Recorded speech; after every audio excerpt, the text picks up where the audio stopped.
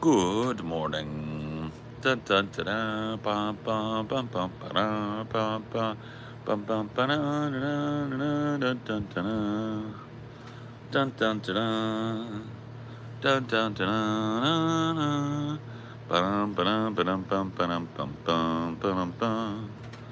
Wow. Ba-dum, bum, ba-dum, bum, bum, bum, bum, bum, ba-da.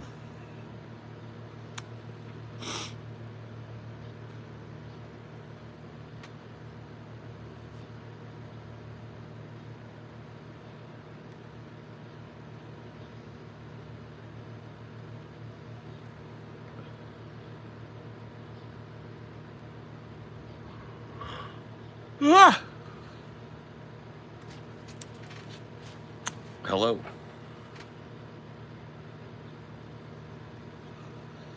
Good afternoon.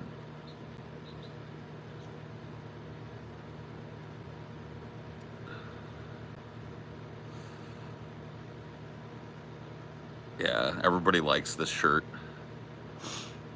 I actually get more compliments on this shirt than any other shirt I've got. People love the Fat Boys, man. They want the Fat Boys back. The Fat Boys are back. Huh.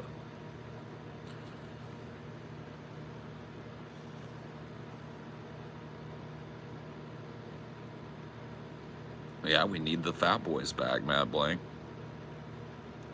Now more than ever. We need them all. We need them to come back. Hey, how's it going? It's going okay. It's going okay. I'm awake. I'm alive.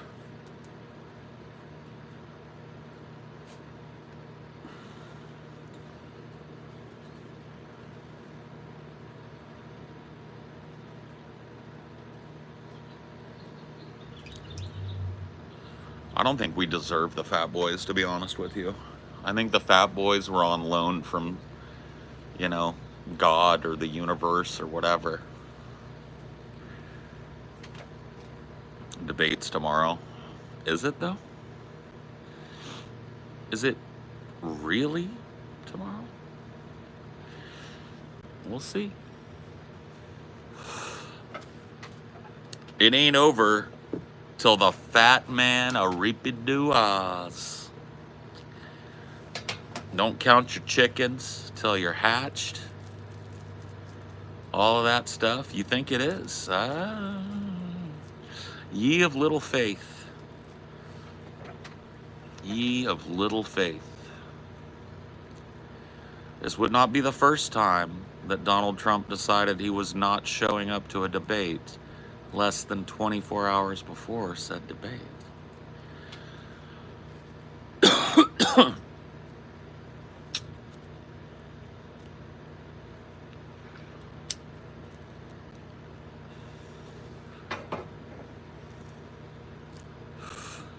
I'll repeat too. Yeah, don't count your reapy doos till they are. Yeah. Missed whatever you said in reply because my phone took a shit. It's okay. You didn't miss anything. It was just cope. It was just coping. Coping about having to pay some Kirks. Pretty much. But I don't know. It ain't over till the fat lady sings.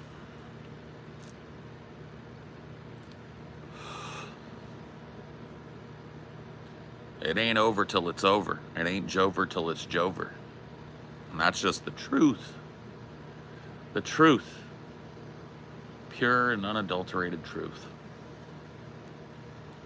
What the fuck was he trying to say? You got me, bro. I don't know what the fuck that was, bro. Yeah, dude. It ain't over until Peepaws both be pooping in their pants. You know both of them are going to take a dump during the fucking debate. These men have no bowel control. They're both didoed up.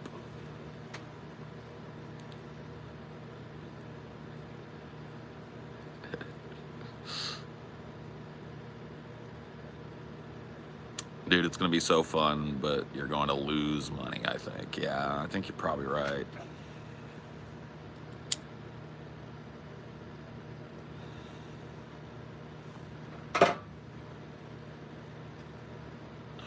Yeah, man. I mean, that might be what happens. We might have a whole duty incident on stage. There could be like a stroke or a mini stroke on stage. There could be just a heart attack on stage. There could be something. I mean, hell, just somebody could just expire on stage. I mean, how much worse could it possibly get?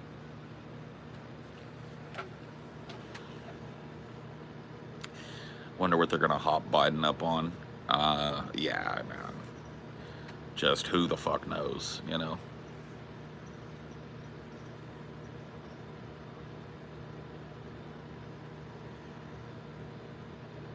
Expire on stage. I mean, dude, it's wild, but that, like, everything's on the table in this one. I mean, everything's on the table in all of them, right? I mean, people, like, get stressed out, some shit happens, fucking boom.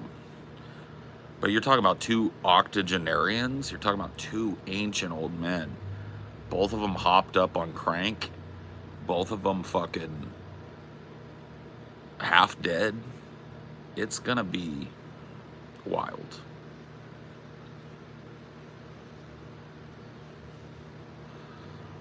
It's gonna be wild. Okay.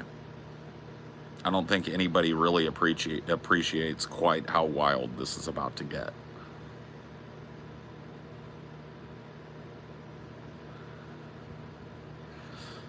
What would Kamala do for the rest of Biden's term if he dies? What damage could she do? Not much. But she would not be like, Amelia and I were talking about it last night, and like the convention hasn't happened yet.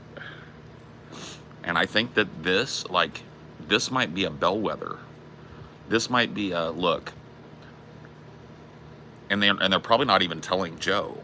This might be a like, look, if Joe can do this, if he can pull this off, if he can stand there for 90 minutes and not have a fucking fistful of senior moments and stay on topic and come out looking like he's still got a brain in his head, that's a win.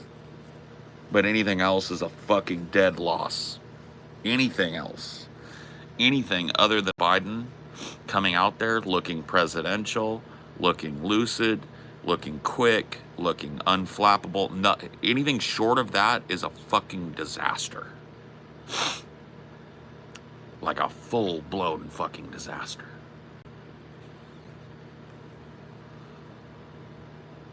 So, we're gonna see a disaster, I think, because I don't think it's all gonna line up, you know, but maybe I'm wrong.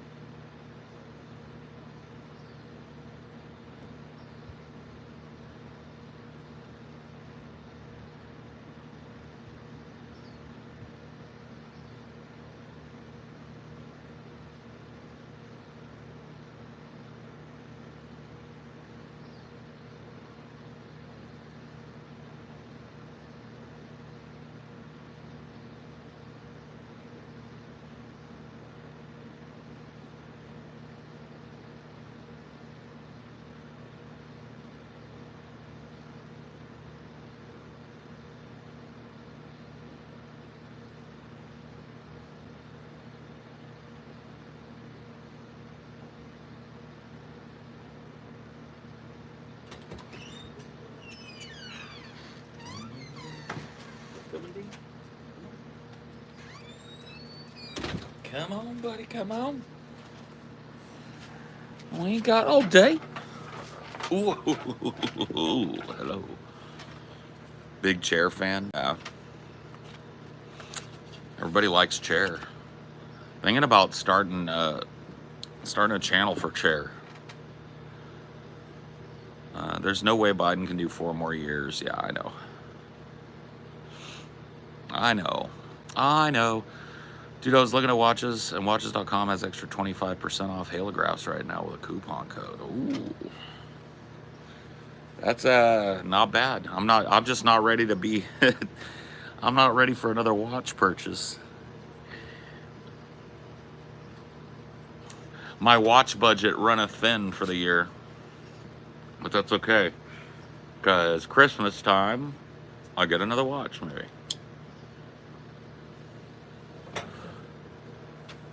But I do love those halographs. Yours looks fucking fantastic, bro.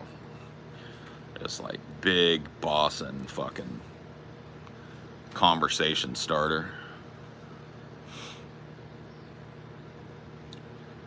What's Amelia into? What do you mean?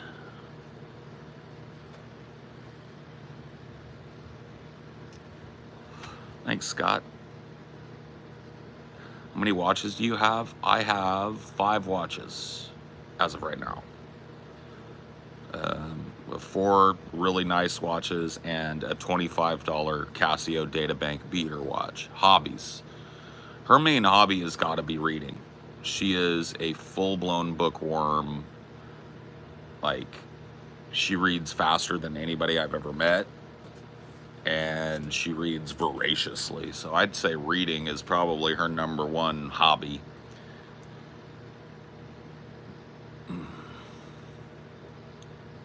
It's pretty awesome. I've worn it to work a few times, and my colleagues always ask me about it. Yeah, I mean, the halograph is like a super duper. It's like a super duper fucking conversation starter of a watch. I love it. My Invicta Pro Diver. Ooh, Invicta. Yeah. I think my next watch is going to be a dive watch, but I've got my eyeballs peeled on one that's a little more expensive than my other watches.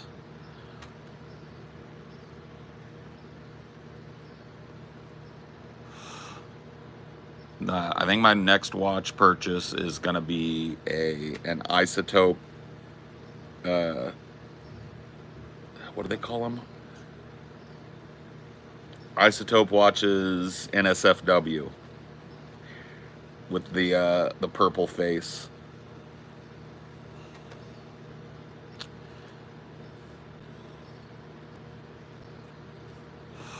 Oh, dude, Amelia, I'll see her. She'll pick up a book, and I'll see her out there reading, and I'm like, I'm not gonna disturb her, so I'll go outside. I'll smoke or whatever. I'll come back in. Fucking like 2 hours later, I'll come back out. She's in the same spot, but the book is 3/4 gone. It's like, woo.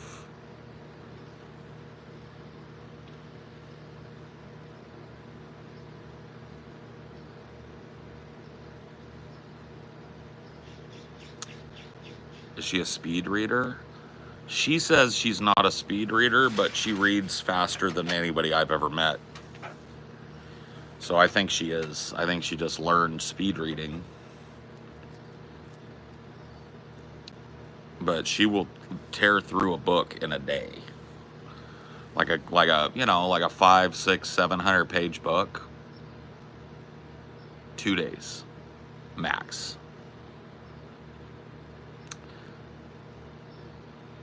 Triptych, yeah. Triptych are expensive watches.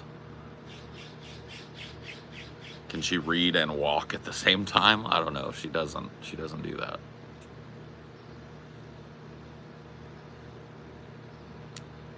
I know, Pranav, I know. Isotope is the diving watch that I'm gonna get. The Isotope NSFW is the one I'm looking at. There's also the Hydra... I can't remember what it is. Hydra something California. That's like a more traditional looking dive watch, but that NSFW makes me want to fucking slap my mama. Where'd you get the glasses? The optometrist. I'm already broke. I've already broke myself for the year on my watch budget, bro. It just happened. So I know, dude, it's like a disease.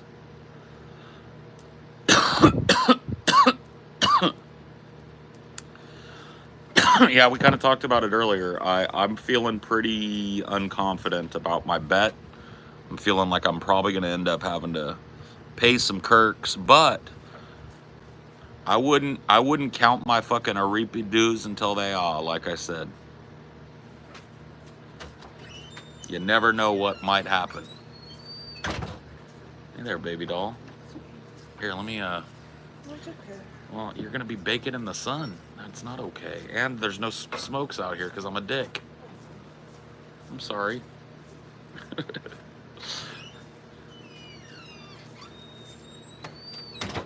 What watch you rocking with today? This is the Sternglass Hamburg Chrono. Comes in a couple of different colors. This is the Bauhaus White. Beautiful watch. And my only chronograph. Chronographs are cool because you got all the little buttons on the side, you know. I'll show you guys a fun thing. I like showing this off because people go, ooh. Okay, so watch. All right. See the red hand there? That is my chronograph hand. I'm going to go ahead and start it now. Okay? So there it goes. Now that's going to rotate around, and it's going to keep track on that right dial, that right subdial there, how many minutes I've tracked, right? So this is for like measuring distance, measuring how fast a boat goes between 2 points, etc., right? This is the regatta type of watch. So I'm gonna stop it now. Now check this out. Blink and you'll miss it. You ready? We're about to reset the chronograph. 3, 2, 1. Floop. Oh, yes. That's what we're talking about.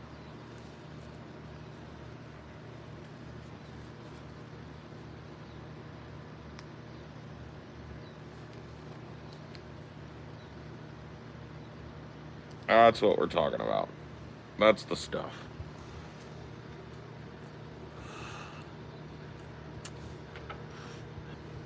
So they are at the podium and drop before they speak. Who wins? No, I mean, we win. The American people win.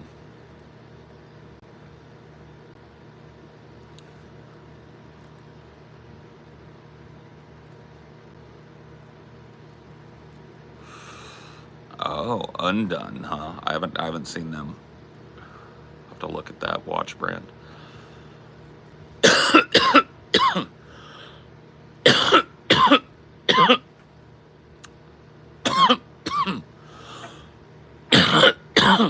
Would it make more or less likely to vote Biden if instead of a debate he just walks on stage holding Trump's severed head? More likely. That would be like Warlord Biden, you know? Like Biden Khan. Yeah, I'd be down with that. I'd probably vote for him just out of fear and reverence if he presented the head of the orange one. I was waiting on that Supreme Court ruling to see if Trump can even be held, like, criminally charged for what he did in office. Yeah, good point. So if that Supreme Court ruling comes down saying that you can't be charged with anything. Yeah, it's pretty goofy, right? Yeah. I did not watch Lowen Boebert's primary debate, no. Jamal Bowman did get fucking dunked on, though, last night. Like one of the few people in Congress. Oh my God, D. What is it? Why must you do this with your mama? He loves having a little lap time with his mom. That's all. He prefers it. He likes it that way.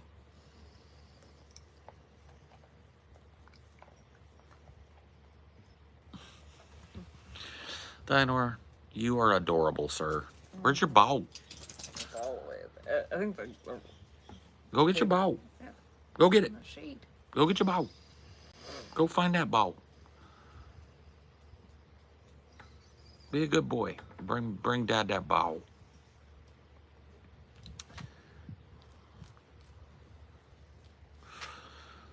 We all saw that coming. The DNC wasn't going to let him stay in. Yeah. Amelia told me I need to go check out some Vosh. Cope. Some Vosh cope, because apparently the cope has been super duper strong. Like, I wouldn't even call it, it's like just defeat. Yeah, sadness and defeat. That's a ball. That's exactly what I told you bring. And a leaf, too. And a leaf. You got a leaf. You ready? You ready? Bounce, bounce, bounce, roll. Get it. Congressman Pokon said he would serve Netanyahu his arrest warrant when he comes to speak. I doubt that. I very, very strongly doubt that that will happen. But if it does, then hallelujah, I guess. Just dropped by to say what's up. I just called to say I love you. Do do do do do.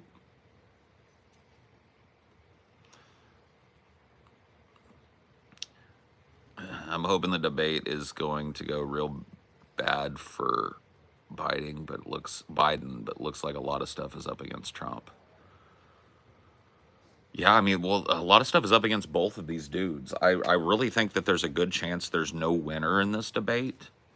That both of them just kind of reveal how old and done they are as human beings. Like, I don't think it'll change anyone's minds. It'll just reduce how excited their bases are. I don't know. I think there might be some mind changes.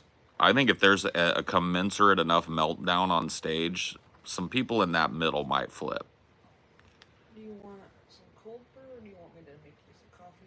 I'll do some cold brew if that's okay. I already did my meds too. From what I understand, the incumbent usually loses the first debate. Yeah, I mean, historically speaking, that may be true. People are typically like done, or like not done, but people are tired of seeing the same person over and over again.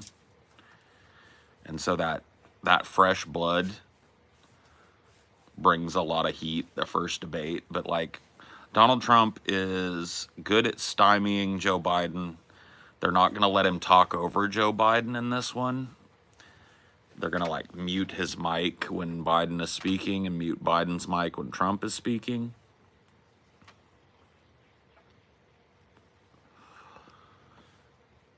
Guys, I don't fucking know, man.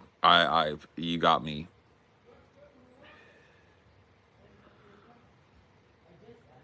Oh, it's going to be a shit show. The Trump team has been nonstop lowering expectations for Trump and raising them for Biden. Even Trump said he expects Biden to do well. Yeah, I really honestly don't know. I guess we'll see. I do know Biden has been taking it more seriously than Trump. Like, Biden's literally been sequestered at Camp David this whole week so far, doing debate prep. Or at least that's where they say he is. Sorry. That's okay.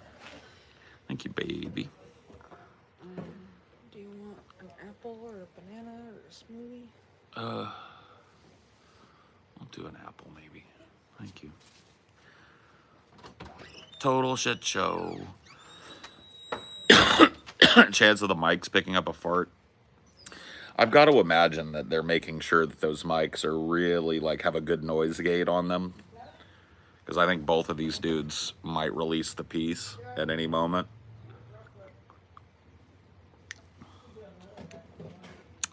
So I'd be willing to bet that a decent noise gate is part of the contract. I think Trump is going to be more vicious than normal. I think he's desperate to win in order to pardon himself. I don't know. I don't know if viciousness is something Trump can even do anymore. Like the Trump that like sauced all over the Republican candidates during the Republican primary in 2016, like that Trump has been dead. Thank you, baby. So nice of you. Got a beautiful apple. I don't know how much I'll eat, but get a few bites in me.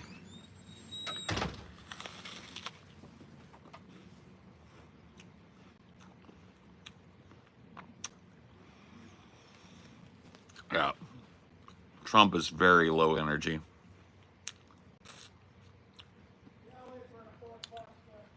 Very low energy. Good morrow, Brianna. We are a nation of a repeat dua. You're so right.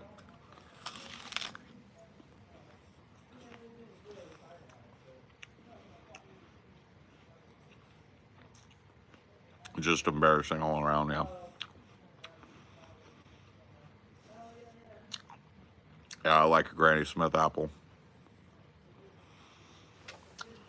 It's really the only apple I fuck with. Is Granny Smith. The rest of them all taste like dirt to me. And red apples? Hell no.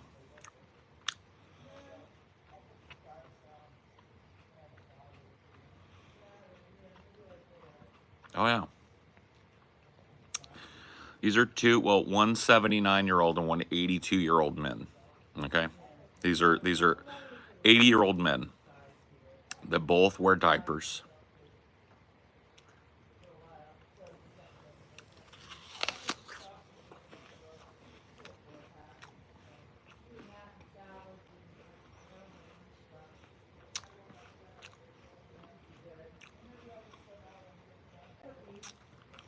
I like a Cosmic Crisp. Okay. But Granny Smith, if there's a Granny Smith and a Cosmic Crisp, I'm grabbing a Granny. For eating like this, I don't know. Maybe Red Delicious is okay in a pie or some shit, but yeah, Fiji just tastes like wood to me. Too fibrous.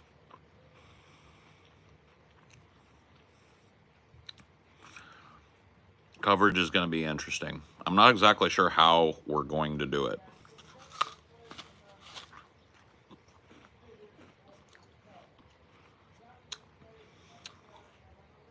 CNN has pretty much announced that it's going to be like copyright striking and takedown noticing any channel that's trying to stream it.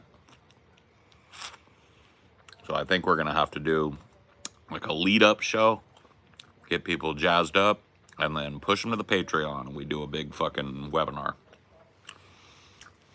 Because, yeah, I don't think there's any other way. We can do an hour pre-show. Yeah. I think that's what I'm going to recommend that we do today. Only meat, but I don't know. We'll see what we end up doing. Guys might have other ideas, and hey, whatever. I'm willing to try whatever.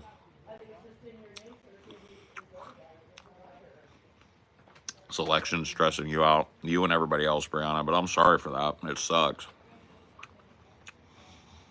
I wish I was better at calming people's fears rather than stoking them.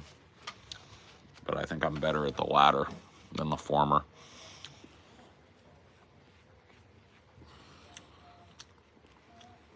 I don't know.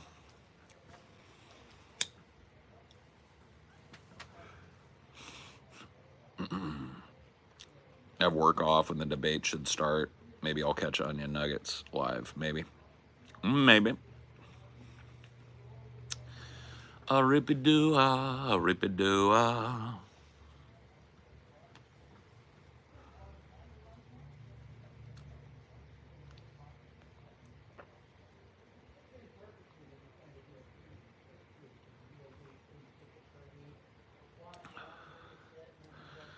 Paul, can you see my text? I can see your text, sir.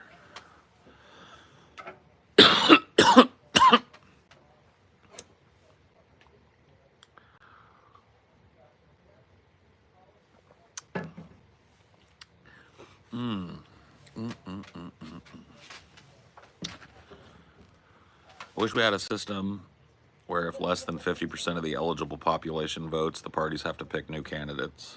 But that would be nice.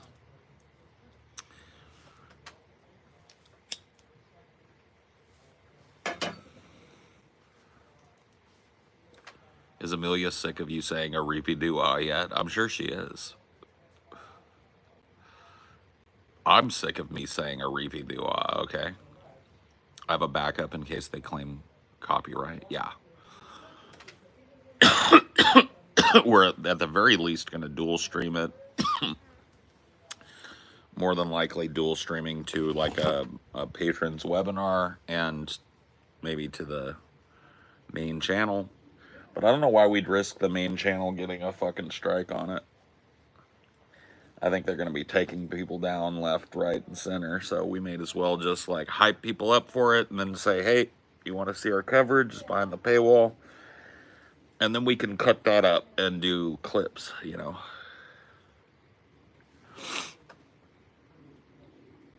My partner is sick of it. Oh, rapidua. All right, dude, just stopped to say hi. Got to get back to work. All right, Pranav, don't buy any new watches today. Or in fact, do buy a new watch today and then send me the one you buy because I want to see. Be a watch guy. If you guys ever considered Twitch, we would be banned from Twitch the first time TJ did his Asian lady impersonation or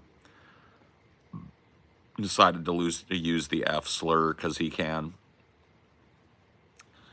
Twitch would be over. Oh, God. Pepperoni bruh is here. Everybody straighten up. Posture check. It's Pepperoni bruh. He's here to decide if this is a lame live or a live worth chilling in.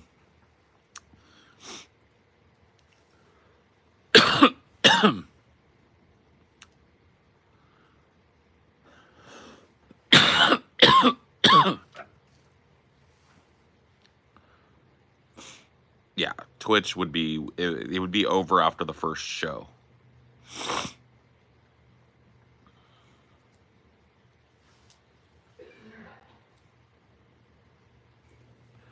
Could you make a sacrificial channel just for debate coverage? We could. We could do that, but I don't think we will. I think it'll either be just simulcasting, and if it gets taken down on YouTube, everybody knows where to get it, because we're simulcasting to a webinar, or we just do a, you know, like a 30-minute or an hour-long hype episode publicly, get people all fired up and let them know how to see it for free. We got a 1 week free trial.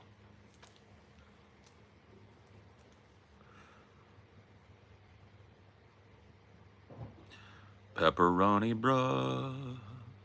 Could stream and do commentary while watching the debate, just rely on other people to be watching at the same time as you. That's so tough though, isn't it?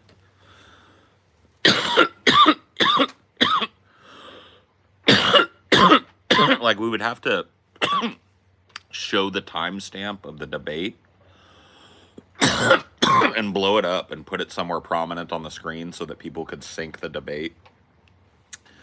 I think if we took that and blew it up and put it in the bottom right corner or something so that it was easy to see, then people could figure out kind of where we were. One of the things that I've learned doing the job that I do is that the further you ask people to go to engage with your content, the less likely they will do it. So for example, we have for the longest time wanted to try to find some way to do movie commentaries. We have thought about doing like riff tracks style of commentary where it's like you got to find the movie, you know, you got to pay for it or whatever, pirate it, and then you sync up our track with, you know, the movie, and we watch it together. It's like a commentary track, right? But the reason we haven't tried that is because we know that that requires 2 extra steps for somebody beyond just clicking. the more steps you add for somebody than just clicking on a video, the less likely by a factor of 10 they are to do what you're asking them to do. Yes, there should be a federal law saying that anybody can restream or rehost or do a commentary or provide access to the presidential debates. The fact that these are protected via copyright by a corporation is just ludicrous. It's just absolutely ludicrous.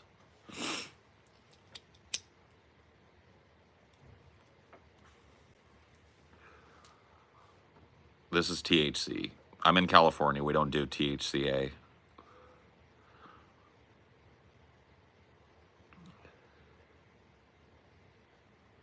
The laze is real, yeah. I know. Trust me, I know. I just went to Costco, got a hot dog and a drink for $1.50. Absolute bargain. RFK 2024. What, did RFK make the hot dog?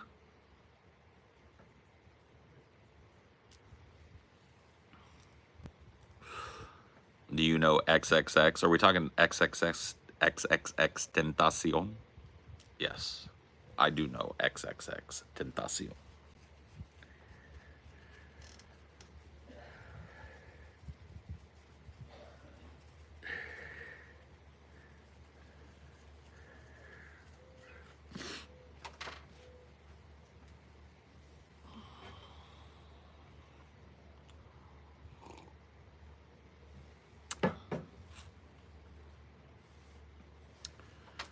Bruh, don't do drugs. Pepperoni, bruh. You're gonna get banned, bruh. You gonna get banned, bruh. I don't want you to be banned, bruh, so don't be stupid, bruh. Keep it pepperoni, my bruh. Paul, what do you think of Walmart selling electronic labels for the shelves? Electronic labels for the shelves. I guess I haven't seen it. What are we talking about? Are we talking about like, I don't know, bro. I haven't seen it yet. It's interesting. Is it like a, like an Americans with Disabilities Act thing? Are they making it so that people can shop easier? Because I think that would be nice.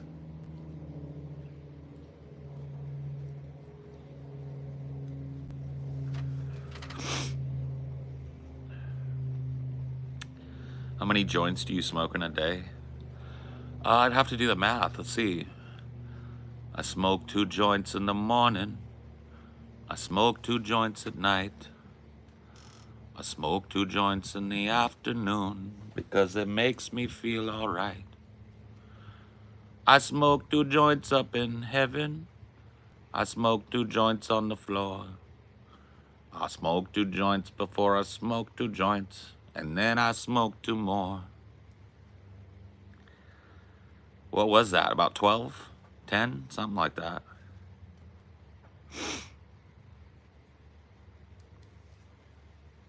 That's 30. We be jamming.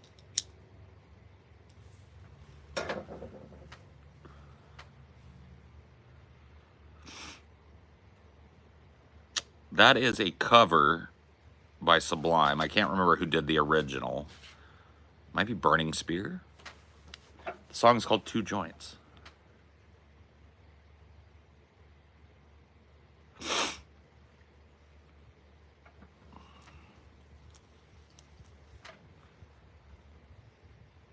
Rastafari. Want to learn it on guitar? Did you ever collect tapes? Bro, I had one of these tape organizer things. Big motherfucker when I was a kid. You know, like a big vinyl case that had tape slots in it. Full of cassettes, bro.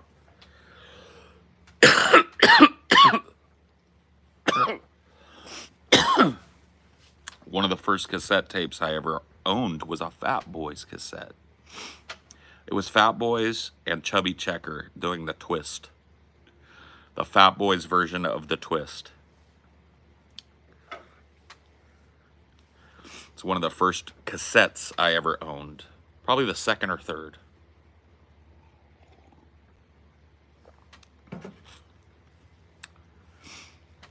What's your age range? What do you mean?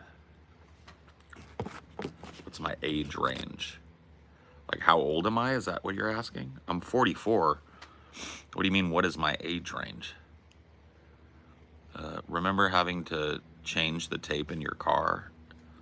Oh, dude, no. I would set out my shit. Like, I would put out like 3 or 4 tapes and put them like up against the ashtray in my like set them over the ashtray in my tempo before I got the CD deck, so that I wouldn't have to fucking go flipping through shit. Like, CDs were way more deadly, in my opinion. Go-to order at McDonald's. I don't really get McDonald's anymore. I've been vegetarian for about 10 months now. But back in the day, I used to get the 2 cheeseburger meal quite a bit. 2 cheeseburgers, fries, and a Coke. And then maybe if you're really hungry, add another cheeseburger or something in there. Yeah, I saw Julian Assange was finally set free. I don't think Snowden will be coming home. I know people who still use CDs if they have an older car. Yeah. I used them all the way up until like, I want to say like 2006 or 7, somewhere in there, when cars started to put aux cables in. My little Scion XB that I bought in 2006 had an aux cable hookup, and that was pretty much the death of CDs for me.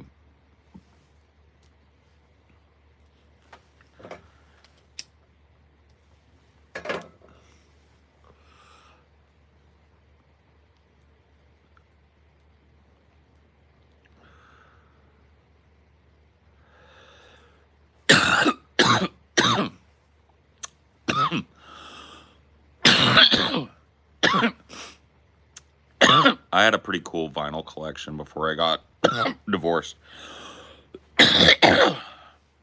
Sorry. Weed is too good. Yeah, I had a pretty ridiculous collection of vinyl. Not like deep, but wide. So I had quite a few records that I really liked. I used them to display. I put them up on my walls. I would get them framed. Yeah, I lost all that in the divorce.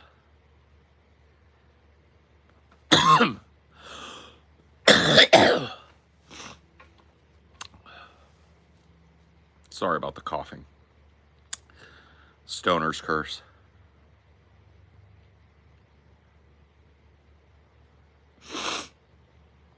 My ex-wife stole all my vinyls. She didn't steal.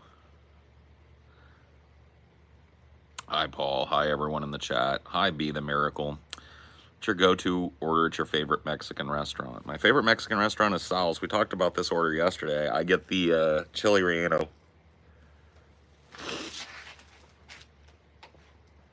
That's been a favorite of mine since before I started doing vegetarianism. And I can still get it now, because I do eat cheese and stuff, so. Yeah, chili relleno, beans and rice.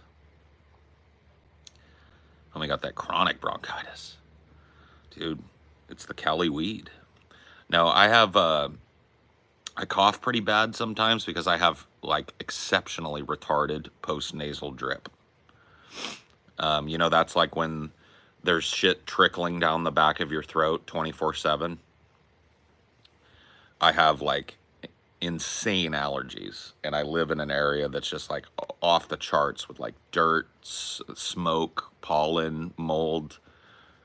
Like, I'm sitting right next to a giant pollinator right now, like a huge, you know, my nose is just constantly kind of like going like, deedly deedly dee, deedly deedly dee. And when I get going, sometimes I gotta cough for a while to clear that shit out. Cheese quesadillas with guac, pico de gallo, sour cream. Yeah, You know, Pico is great, man. The Mexican restaurant that I go to, Sal's, well, I mean, I go to a lot of different Mexican restaurants, but my favorite one in the world, Sal's, is a Jalisco restaurant and has traditional Jalisco garden salsa with tomato, onion, jalapeno, and a lot of garlic and cilantro. So I like pico, but the type of Mexican food that I like the best is typically served with a side of red garden salsa.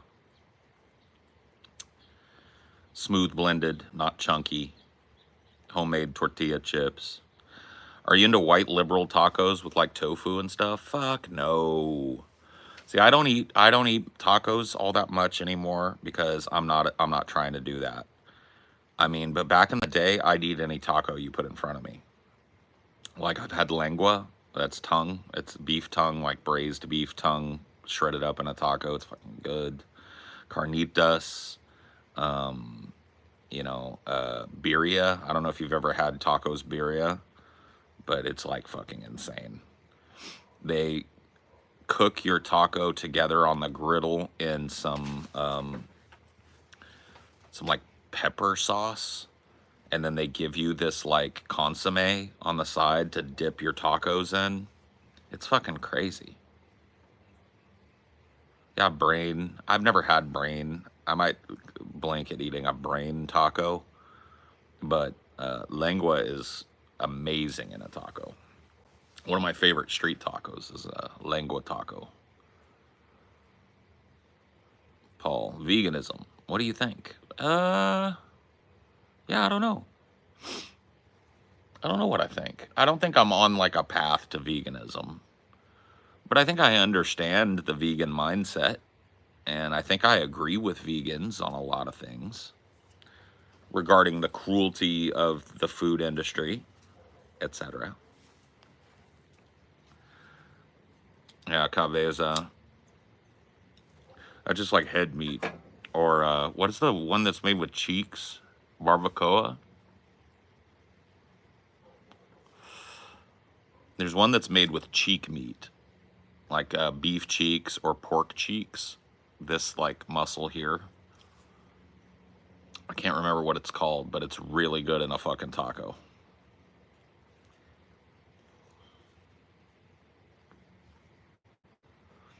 Enchiladas, of course. My mom makes oki enchiladas, she calls them. They're definitely not like traditional enchiladas, but she makes a homemade enchilada sauce, fills up the tortillas with her ground beef and, fresh fucking chilies and all of that stuff, and all seasoned up. Puts them in a pan, ladles that sauce, and puts a ton of cheese over them and bakes them into this like crusty, cheesy deliciousness, right? But traditional enchiladas are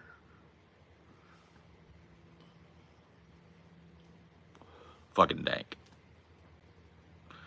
Like if I had like you're picking my brain about Mexican food or Central American or South American food. That's my favorite food in the world, bar none. You know, I'm the type of guy that I would have, if I ate out every day as a rule, I'd probably end up having Mexican food 5 days a week.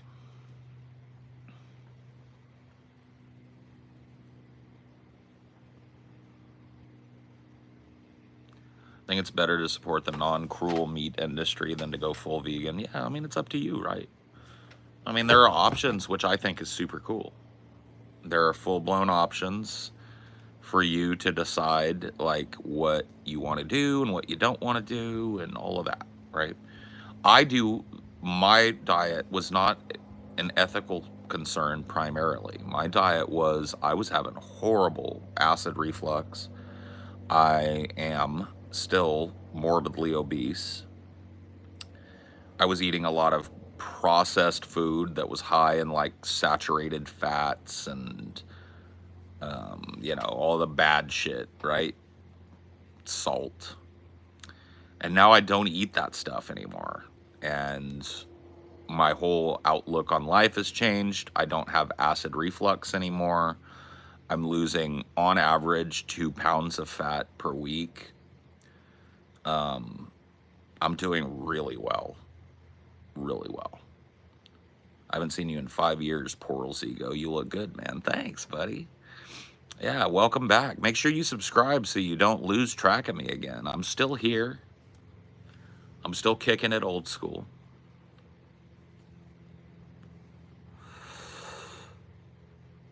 I think it's, hey, Paul, thank you for everything you do. We love you. We hope you have a great day. Thanks, man. I have some ceviche in Baja, California recently. Shit was cash. Ceviche is fucking dope. Brianna, you fucking hit a bullseye with that one. Motherfuckers don't even know. Ceviche is so good. It is not cooked, right? It is technically uncooked, but it's cooked. It is cooked, but it's cooked by the acid that's in the lemon juice and the lime juice and the citrus that they use in ceviche. So you throw in some seafood, some flaky white fish, some shrimp, right? Got this beautiful, beautiful, beautiful acid bright ceviche. Yeah, good ceviche is a delicacy. My mom makes ceviche, and it's fucking amazing every time.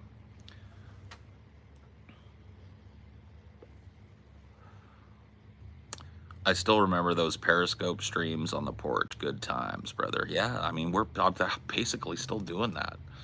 Yeah, I mean, if you haven't seen me in 5 years, you probably have not met my wife, but she'll probably be out here in a minute.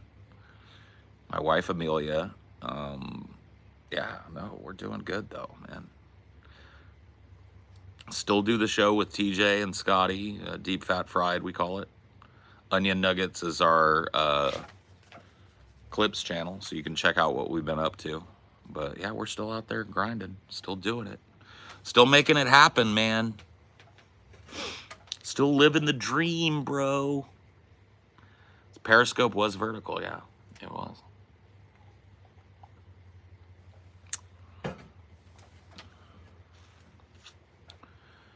I'm off a bean for real.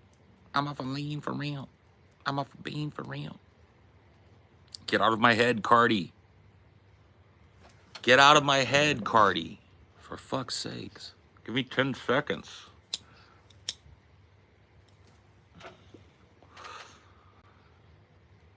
I bet it would wreak havoc on my GERD, but that's what antacid was made for. True.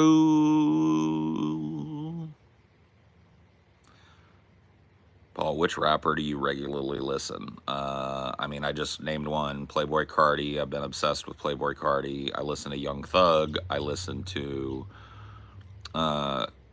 Ray Shremmerd. I listen to Kodak Black. Those are probably the number ones right now that I'm spinning. Holy shit, you got married. That's awesome. I'm glad you look genuinely happy with life. I am, dude. I'm doing really well, man. Who the fuck is Mario Judah? Who the fuck is Mario Judah? Do you know who XXX is? XXX Tentacion.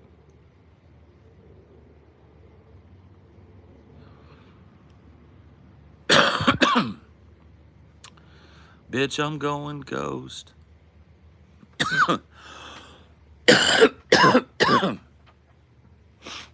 I think he eats mushrooms or something. I think he eats mushrooms or something. Hey there, baby doll. How are you? You know, ups and downs, strikes and gutters, but I'm woke. I'm waking up, which is nice. I got a little bit of apple in me, which is nice. I'm gonna move that out of your way, so it's not in your way. How's that? How's that? I'll try to find tinier apples. I mean, Granny Smiths are hard, and I don't even think these are Granny Smiths. I think these are like the Granny Smith Honey Crisp Cross or whatever. Sometimes that's what you get. True Granny Smiths are like a little fist sized, but you can get them when you can get them. I love your deep fat fried videos. TJ helps me sleep at night. Cool. Yeah. A lot of people have told me that over the years, and it's I think they feel like it's gonna be like offensive to me. Like, oh, dude, I use your shit to fall asleep. It's like, nah, dude, that's cool. I like that because I use other people's content that way quite often. I'll just kind of tune into somebody's coverage of something and fucking go out. Paul, why do most rappers involved in criminality or adjacent to crime? I don't think saying most rappers are adjacent to crime or involved in criminality would be I don't think that would be a true statement. Why are rappers oftentimes adjacent to criminality and crime? Traditionally, rappers have been African American. That is not always the case. But as a traditional art form, it started in African American inner city kind of slums. It was a people's music, used heavy sampling of 70s funk and disco. And it was an art of storytelling from the very jump. And so oftentimes what you're hearing is as adjacent to criminality is actually just people telling you what they grew up around and what they've seen with their own eyes in their neighborhoods, right? And so when you start looking at hip hop as an art form about expression of hidden desires and hidden stories, you start to get a better idea of why there's so much violence, misogyny, homophobia, all of the kind of negatives that stack up underneath a lot of hip hop, right? It starts to make more sense when you look at it in the broader context of not just music, but a vehicle for cultural expression.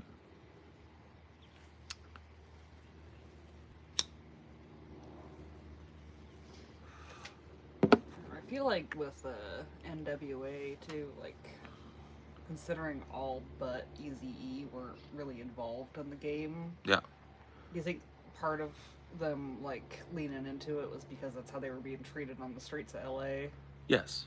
Like They were it seen didn't as gangsters anyways. So right. Like, fuck it, let's do gangster rap. Let's rap gangster shit, and they had the credibility to rap about it,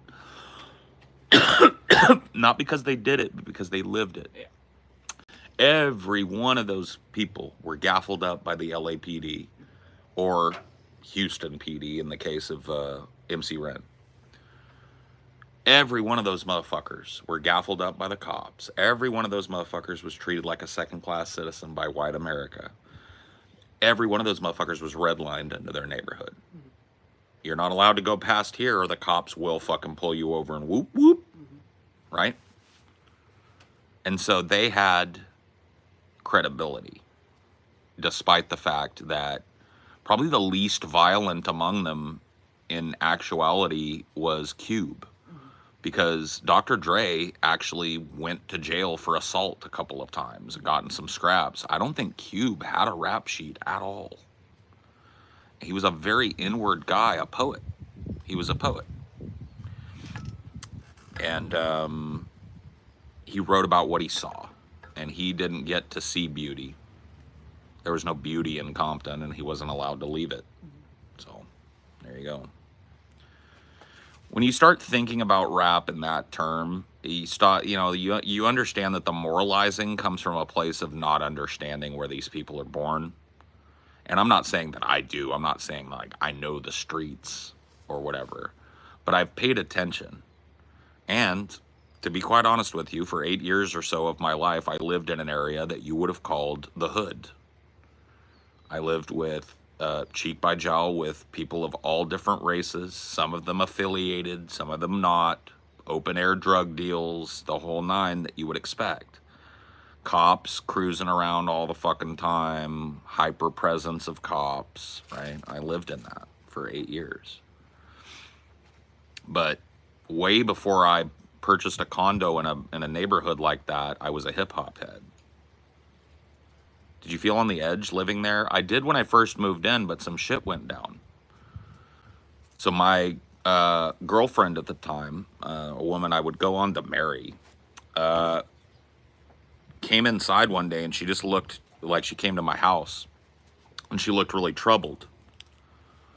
And I said, what's wrong? And she goes, man, there's a guy out there and he sits out on the porch across the street and he'll say shit to me, like about how fine I'm looking and stuff. And she's like, I'm just fucking spooked because it's like the second time he's done it to me. And I was like, what? So I took a chance, right? And this was probably a dangerous thing to do, but I didn't come with disrespect. The guys that lived across the street, I knew that they were slanging drugs. I knew they were probably affiliated. It was a house where there were young black men hanging around all the time. I could see the hand-to-hands. I could see the drive-ups. And one of those dudes was catcalling my girl out in front of my pad. And that's disrespectful as fuck. I don't care what kind of fucking strap you're carrying around, right? There's a manly fucking thing, right? And so I walked over there and I knocked on the door. And I did it respectfully. And the guy that answered was a guy named Bobby. He was the owner of the place. And he gave me the, he wasn't mean to me, but he was like, what's up?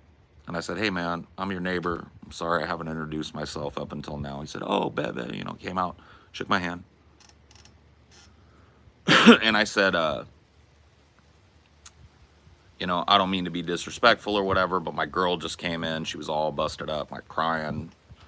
She said some dude that was sitting out here on the porch, I don't think it was you, was saying some dirty words and like I didn't even get through the sentence. And Bobby said, what? He goes, hey. And like 3 dudes came out and he goes, which one of these dudes is it? I was like, I don't know. He goes, which one of y'all woofed at his girl just now? And one of them fessed up to it. And he was like, all right, man. He was like, dude, I'm sorry for that. Dude, that's disrespectful as fuck. He's like, it won't happen again. And I was like, thank you, Bobby. You need anything? I'm right there. He's like, all right, cool. Shook his hand, dapped him up, dapped up the dude that woofed up my chick too, because he was about to learn a lesson. I dapped up all 3 dudes. I went back in my house, and my girl was never woofed at on the block again. Not once. Not by anybody. Not just that house. So a little bit of respect in those types of places goes a long way. They didn't see the cops, like if there was a fight, they didn't see the cops coming to take my statement unless they were canvassing the whole neighborhood, because I wasn't the guy that called on a street fight. 2 guys want to fucking square up in the street at 2 a.m. One of them's going to beat the fuck out of the other one, and it ain't none of my business, right? So they would, like, I had respect in that neighborhood because I kept to my own, like you should. Your business, your dirt, as long as it's not slopping over into my life, which is the respectful way to do it, doesn't concern me.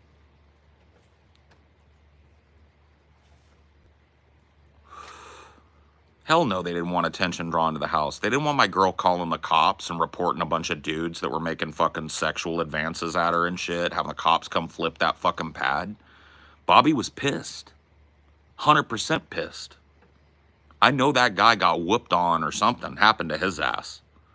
Because what he was doing was stupid. It was calling negative attention to a drug house. You don't do that shit.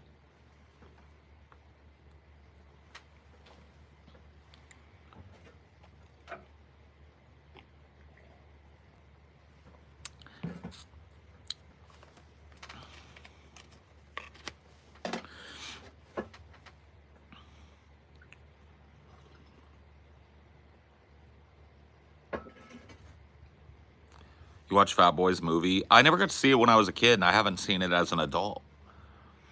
I'm very, like, into the Fat Boys as an 8-year-old boy. Like, I listened to them recently. I threw them on, and I was like, this is dope, but I don't think I could sit and chill to it like I used to.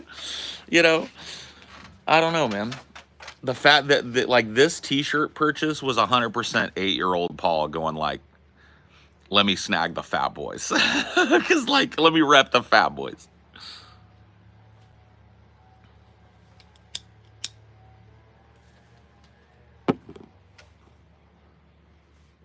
I haven't heard that story before. Yeah, I mean, it's just a normal ass fucking thing, honestly.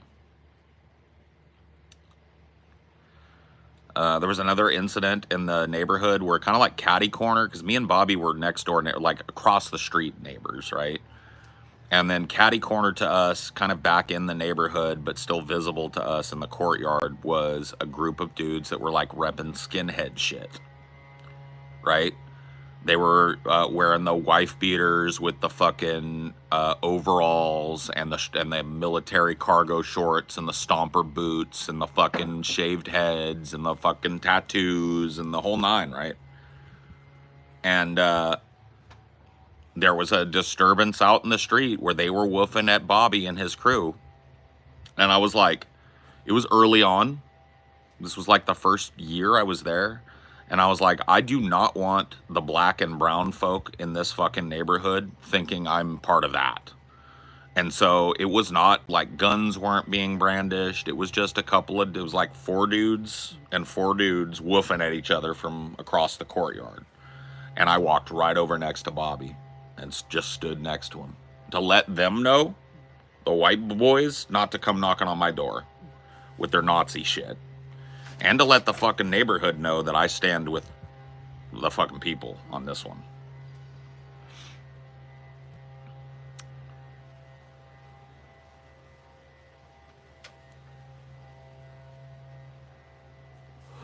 But other than that, I didn't involve myself in hood politics.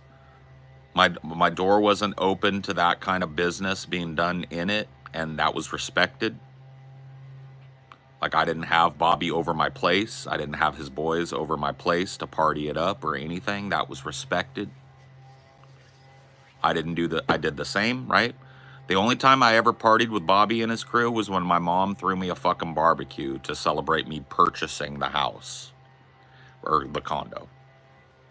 My mom insisted on having all my corn-fed white ass fucking and a couple of Mexican ass relatives over to fucking get drunk, right?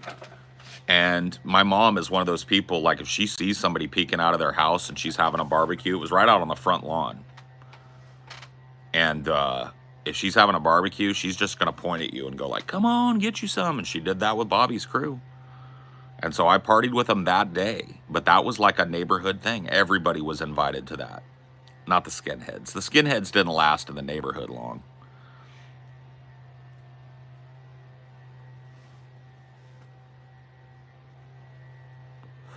Do you live in the UK? No, I live in California. God, I hope the UK doesn't have this shit too with the lawnmowers. Oh, I'm sure it does. I'm sure they can't get a moment's fucking peace with the lawnmowers and the leaf blowers and the fucking weed eaters and bullshit. Trimming the verge. I have a hard time with conflict due to general anxiety. I wish I could address people like that more often. Yeah, man, I didn't really see it as conflict. I see it more as respect. Like, that's just respect. I mean, if he would have fucking jaw-jacked me, I'd have had to fucking take that, you know? I'd have had to move to a different tactic or whatever, but I didn't. Like, I get the feeling that most people are not like that. I'm coming to him respectfully. We share a fucking neighborhood, right?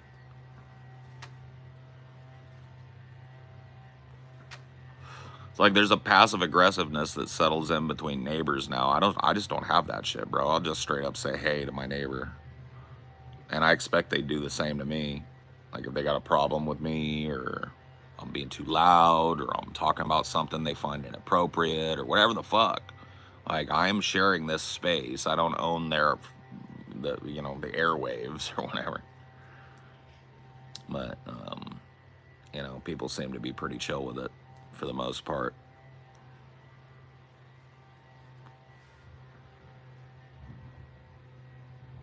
Paul, if your experience was so peaceful and normal, I didn't say it was normal. I just said it was peaceful. Why is the USA segregated black people in the hood and white people in the suburbs? So there's a number of reasons for that, but the answer to that in an urban environment is called redlining, right? And so early on in the 50s, black families were moving from the South in record numbers out west, mostly to LA and LA County, to buy land, to buy a house. They could get a good factory job. That was enough for them to pay a mortgage, and they started to do that, and it made white people really upset that black people were coming into their little white neighborhoods. And so they created this thing that still exists today called the Homeowners Association. You guys ever heard of those HOAs? A lot of people have to pay them. Most people don't know the etymology of the Homeowners Association. They were created so that neighbors could create arbitrary rules about what you could and couldn't do with your property inside of the neighborhood. And what these HOAs did was redline black people out of the neighborhood, basically. They would harass them with legal, quasi-legal HOA bullshit until the black people left. And the black people were then pushed out of the areas that had the good jobs and pushed into the inner cities where there was nothing but urban decay. And that's the way it is in LA today. South Central LA is not just a meme. We're talking Compton, Watts, Inglewood, Greenleaf, all of these little fucking enclaves, neighborhoods, and streets that you hear about in rap are enclaves of black folk and brown folk that are redlined out of the very nearby whiter areas of town. There are people who are born, live their entire lives, and die of natural causes in central LA who never see the ocean. LA is a city on the ocean. These are people that are 20 miles from the beach that never leave their neighborhood. So the answer to your question is unaddressed racism in the police force, because they enforce the red line. Unaddressed racism in the populace, and unaddressed racism in the social services network.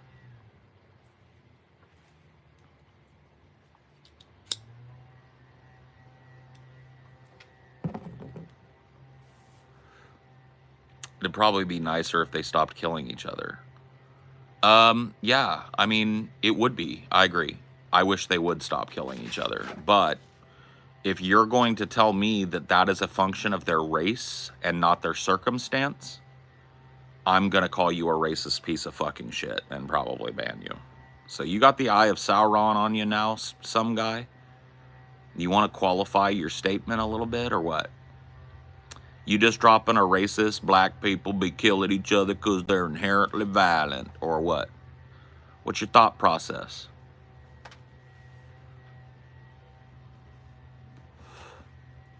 Who brought up race? You did. Who's they? Let me read your sentence again. It'd probably be nicer if they stopped killing each other. Who's they, sir? We're talking about black people in Central California, or in Central LA, South Central LA. So the topic was race, and you said they. So who did you mean, sir? Your answer determines your fate. You have 30 seconds.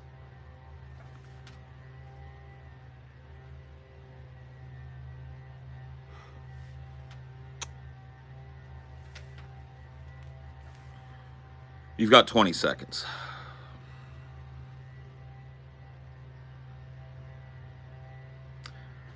You've got 10 seconds.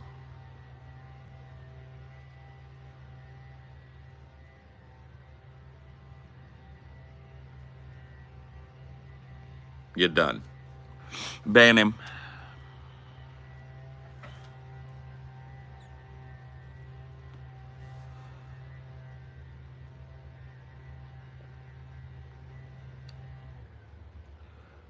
And just like that, he's gone.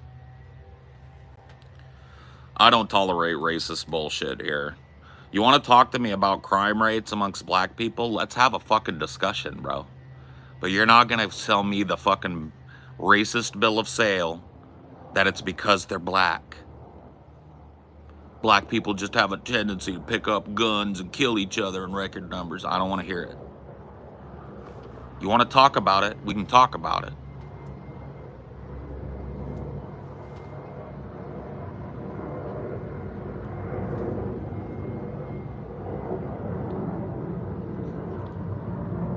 I'm from Detroit and I'm older than you. Cool. What's up, Detroit? I'm from California and I'm younger than you. They don't want to talk about the causes. No. It gets too nuanced. It gets too deep. It gets too crazy. It gets too real. So they want the simple answer. They're looking for that simplicity. You can't have it. Ah, the French champagne.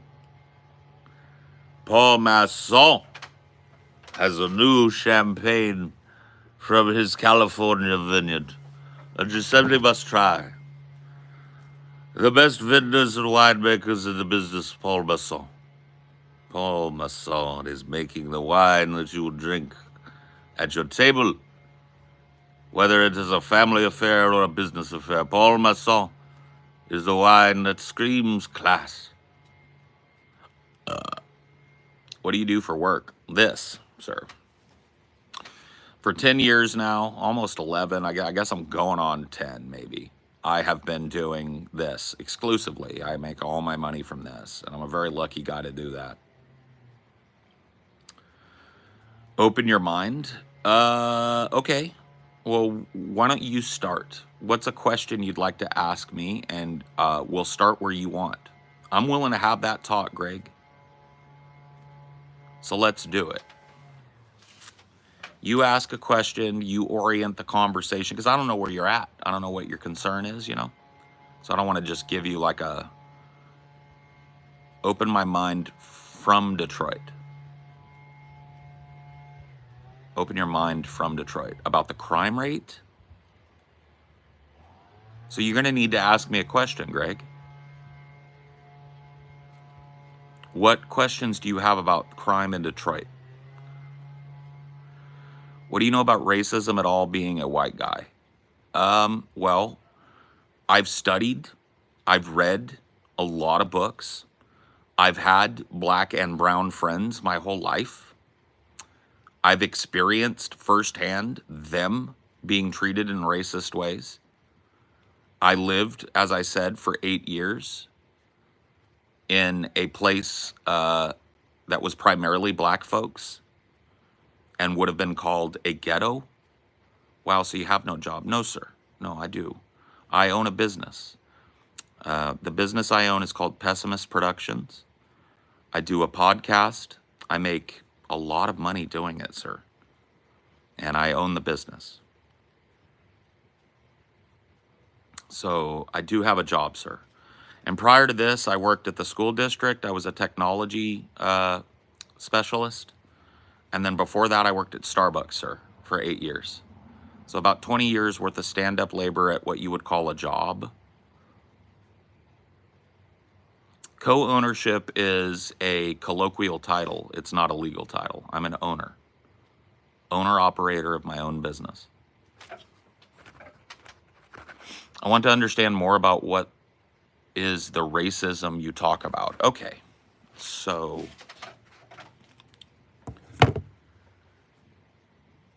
this is a very, very open-ended question, sir. But we can talk about it. So you understand that black people were, in the early colonial days here on the North American continent, were brought as slaves, right? Many of them were sold into slavery by tribal rivals in Africa, but they were brought all over the Americas, right?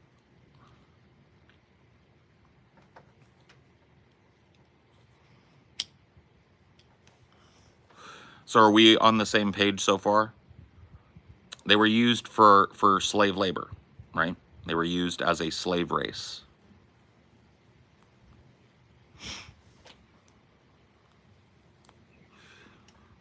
So are we on the same page, Greg?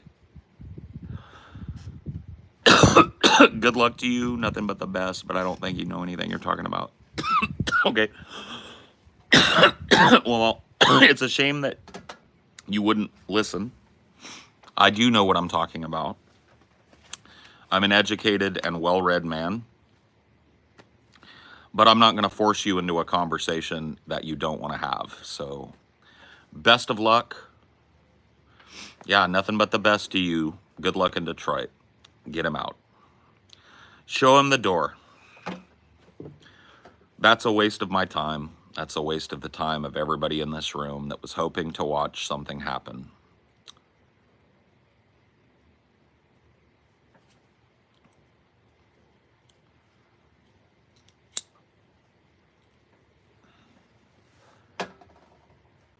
I don't think you know anything about what you're talking about. It's like, I'm like literally explaining the etymology of white against black racism in the country. I'm walking him through it hand in glove.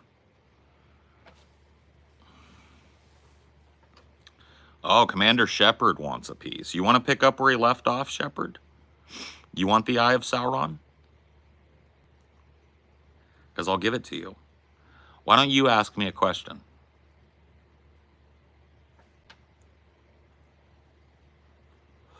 I'm on your side. Or are you? Okay. Whatever you say, boss.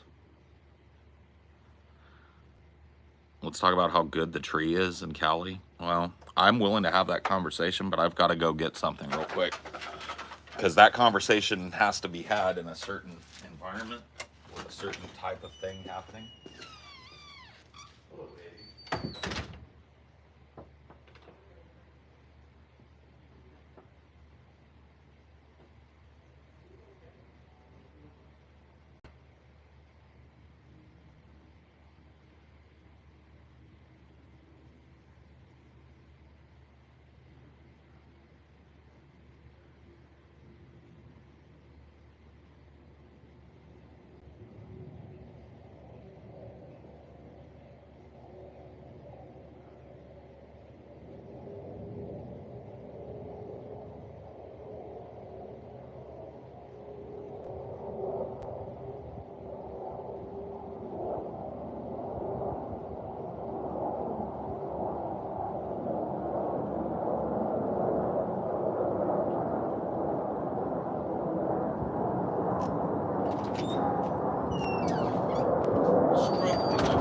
So what were we going to talk about?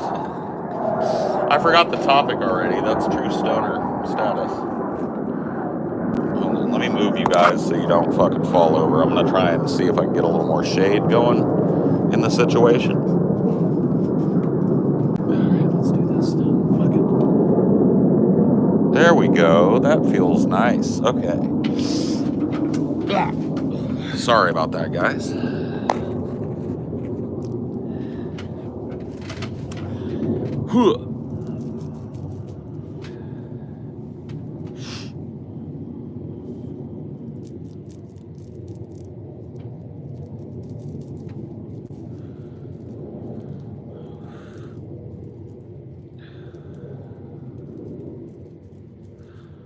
How are the buds out there at Cali? Best in the fucking world, bro. I want you to watch what happens here.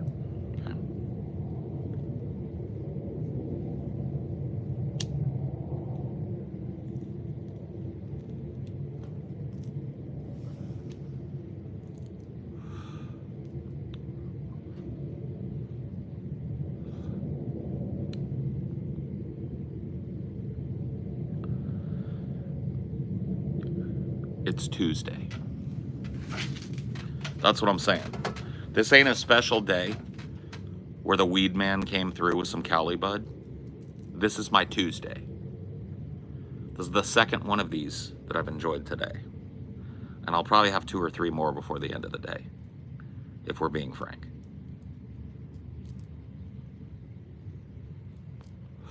On a Tuesday. Is it Wednesday? Case in point. Case in point. Detroit gets a bad rep.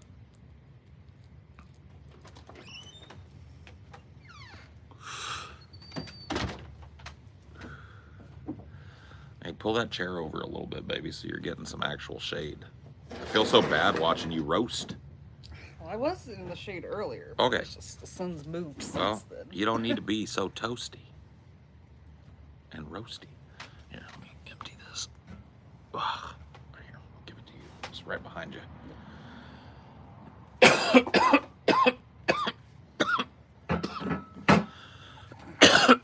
Sorry.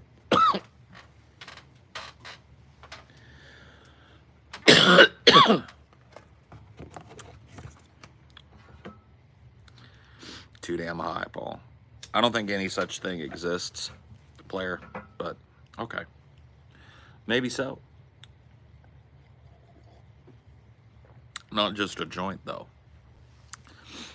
A joint of dank-ass Cali bud. Some of those dispos have 50 cent pre-rolls, and it's hard to pass that up. I know. You can get some crazy deals if you go on the right days. Like, the dispo that I'm using, Sundays are like half off, or buy BOGO day or some shit. Buy one, get one half off, or whatever the fuck day. So you end up saving a bunch of money. Mostly it's just the taxes, though. They give you a little leniency on the taxes. I live in Cali, too. Awesome.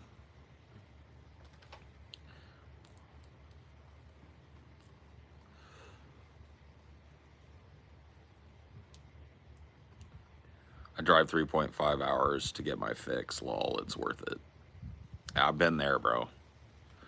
Bro, the shadiest time of my life was living in fucking San Antonio, Texas, and trying to be a stoner, bro. That shit was not cool. Not cool, man. I don't want to blow up anybody's spot, but like I had a dealer. He dealt out of a fucking neighborhood. It was just like the dude that I landed on. It's like a dream dealer because he was like quick, efficient, to the point. He lived in a really safe neighborhood. He didn't do shady business. He wasn't like street slinging or anything. He was just a normal looking dude with a normal looking house. I would pull up. I'd go in. He'd dap me up. I'd buy weed from him. I'd hang out for like 5 minutes and then shoot the shit. And then I'd say, hey, man, I'll hit you up next time. Thanks, bro. Stay up. I'd go. I'd put the weed in my trunk up underneath the fucking tire or whatever the fuck. And that'd be that. You know what I mean? But that whole process, driving to getting the weed, and then especially that like 25 minutes I had to drive back to my house with weed in my trunk was like fucking nightmare status, dude.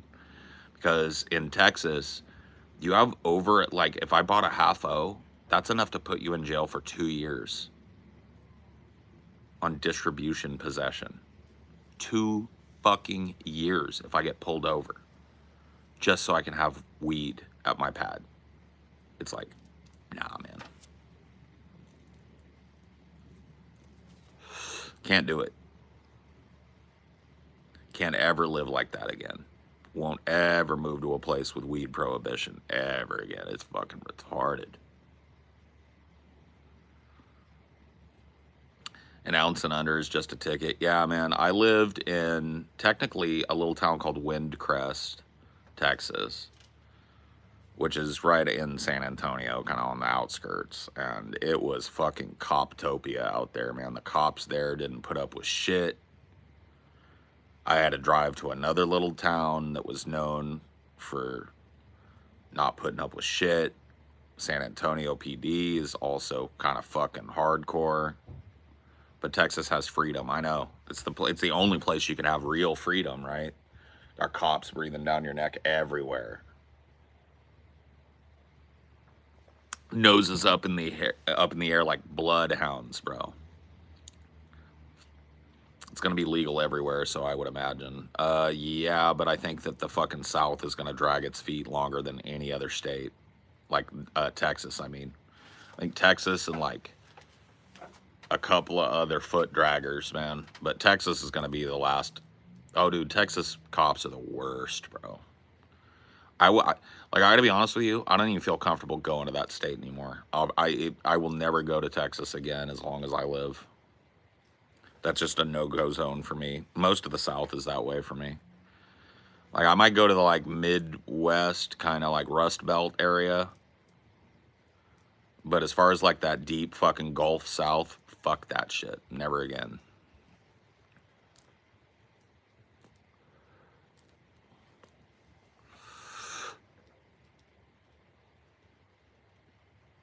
I thought right-wingers were all about freedom. They are. That's the fucked up thing, is that I was surrounded by stoners in Texas.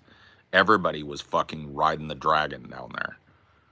Like, just begging the cops to give them 2 years. And the same thing in Louisiana. Louisiana, especially in the North Shore of New Orleans where I lived, hardcore fucking cops. Hardcore white enclave, white flight enclave, hillbilly cops.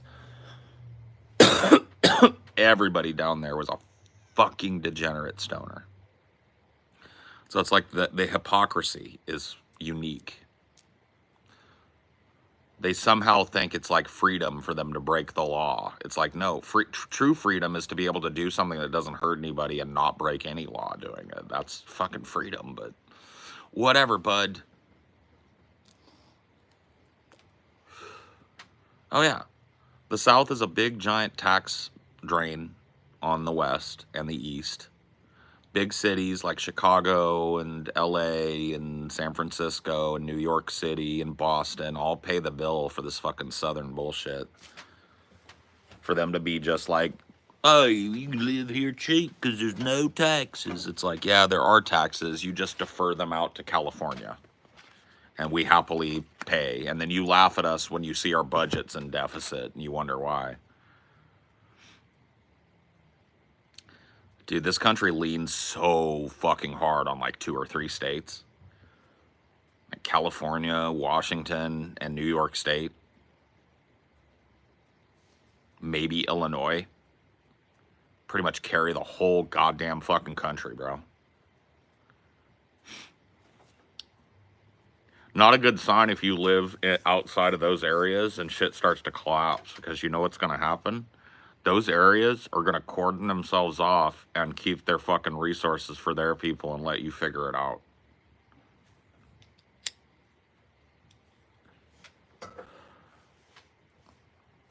Because as soon as them fucking payments stop coming, you guys kick something off down there, you yokels start a fucking civil war or some shit.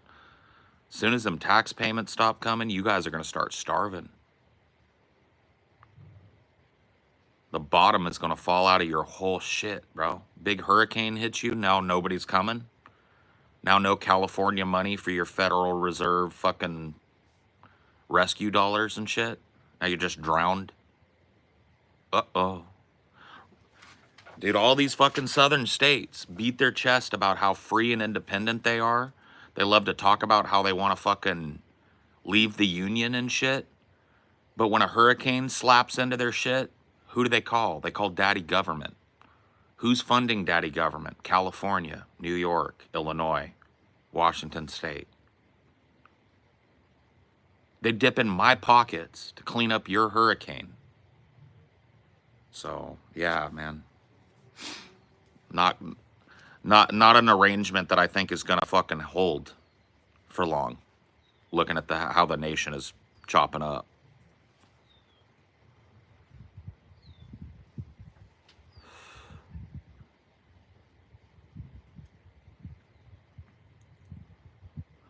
Country depends on Midwest farmers for a lot of things. We actually all need each other. Yeah, well, California is unique. California grows more food than it could ever eat, and enough food to provide a stable staple diet to its people, and then some, probably 10 times over. I mean, we feed all over the world California produce, and pretty much the gamut is grown here. So certain regional areas that are stable and have a good tax base are going to be hit a lot less hard by a national breakup or a national balkanization than others.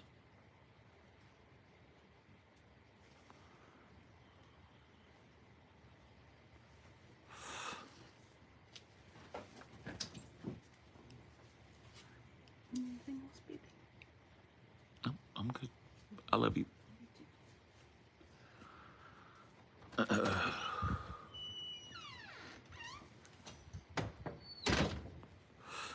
Texas pays $17 billion in taxes. Peanuts. How much does California pay? What's that Cali bill? Peanuts. They pay peanuts in taxes. They come crying to daddy government every time there's a cat 2 that makes landfall on the state. Please, we need them federal relief dollars down here in Texas.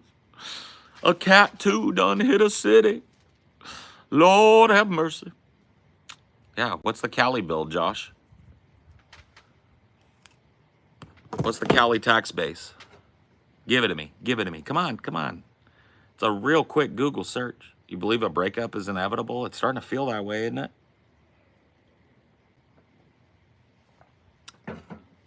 It's starting to feel that way to me. 378 billion. Hot cha cha cha cha cha cha. How's that 17 billion for Texas looking now?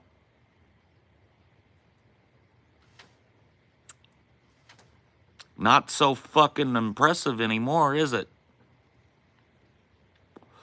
Yeah, that's 2016 numbers. Thank you, Midnight Ghoul. I appreciate that. 300, push a $400 billion tax base. You are smoking if you think 17 billion covers it.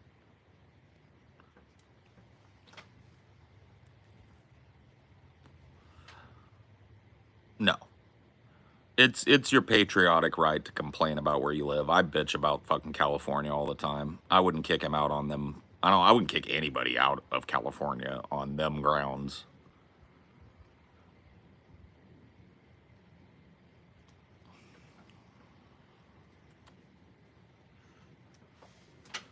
Woof. A lot of fucking quietness after that last little fucking number drop. I live in Florida. Ooh. Can you tell me what the Florida tax bill is? Because I bet that's even more hilarious. Let's dig into some numbers. Midnight Ghoul, you willing to get me some numbers on Florida's tax base? Josh Newman lives in Florida. Let's see how much Florida be paying in and taking out. I'm driving. I don't know. I'm having somebody look it up for you, bro. All you got to do is listen.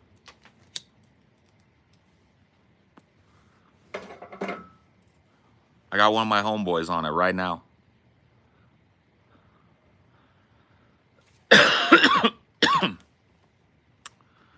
Well, there's no state income tax there. That's going to take a bite. It's going to take a bite. California be subsidizing that. Grew up in California, though. Cool. California, here we come. Right back where we started from.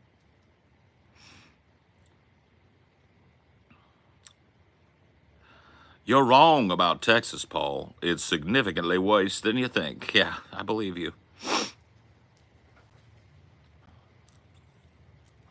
I lived there just long enough to know that that's true. Yeah, what are them Florida numbers, man? I want to know what's the Florida tax base floating? Having trouble even finding Florida numbers. God damn, that's probably not a good sign. Florida is a sinkhole for tax money. That motherfucking place is a living, breathing disaster zone, 24/7. Getting hit by giant hurricanes, giant tide surges, acidified ocean. Their ocean is like literal bathwater temperature off there. Their fucking groundwater has salt seeping into it from the ocean because their fucking whole state is sinking under the ocean. Its tax base is negative $2. I wish that was true, but actually, just like Texas, its tax base is probably a huge deficit. Like if you take a look at the federal tax deficit state by state, you're going to find that these southern states regularly get more benefit from the tax base than they ever put in, commensurate. Florida attracts wealth to it, though. Not all tax money is spent efficiently. Yeah, I want to know those numbers, though. We can find numbers state by state. I'll go get my phone and I'll do it here in a minute. I'm smoking weed, though, so I want to finish that. If Thor took a bong rip of meth, bro. I'm such a non-meth personality. Like, meth and I are definitely not good buddies. I was 16 years old when I tried meth the one time I've done it. It was rampant in the area I live in, and It was like a fucking 15-hour long panic attack. I'd never ever touch that shit again. Everything that comes up talking about individual taxes instead of what the state contributes. Yeah. Having money going in, because it contributes nothing, I think is the point, Midnight Ghoul. Having money going into it doesn't mean it's worth living in. No, but having a tax base that's able to pay for itself and everyone else besides is pretty clean. It's pretty clean, bud. Okay, but like Superman on bath salts, I'd buy that for $1. Okay. Well, I don't do that either. Texas gets over 100 billion in federal dollars, so the actual tax base is around negative 80 billion. Yikes. Cali numbers popped up at me. Well, of course it did, because Cali pays for the nation, like I've been saying. So Texas is putting 17 bill into the kitty and taking out 600 bill or 100 bill or whatever it was. Woof. Woof. Like we've subsidized their whole existence down there. Woo. You better quit with the secession talk, dumbasses. Don't you have the smarts to know who your daddy is? I wonder if New York pays for itself. Yeah, I don't know. That's a good question. Do we carry all of you on our backs? We do it happily. We listen to you shit all over the state. We don't care. But I tell you what, shit breaks up, we're sealing off the passes. You gonna wish you were in California.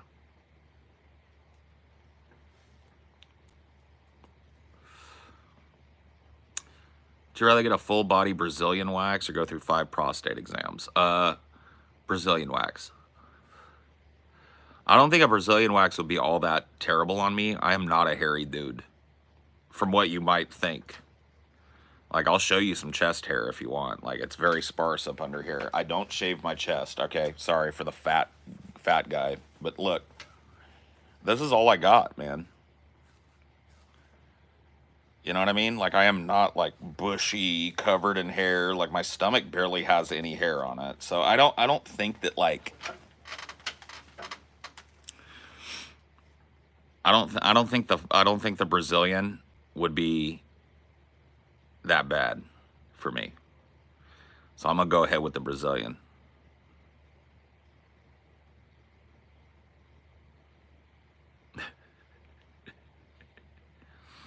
The day I hit the lotto is the day I buy my own island and disappear from the real world. Yeah, I mean, you better hit a big lotto, but yeah, I get the sentiment.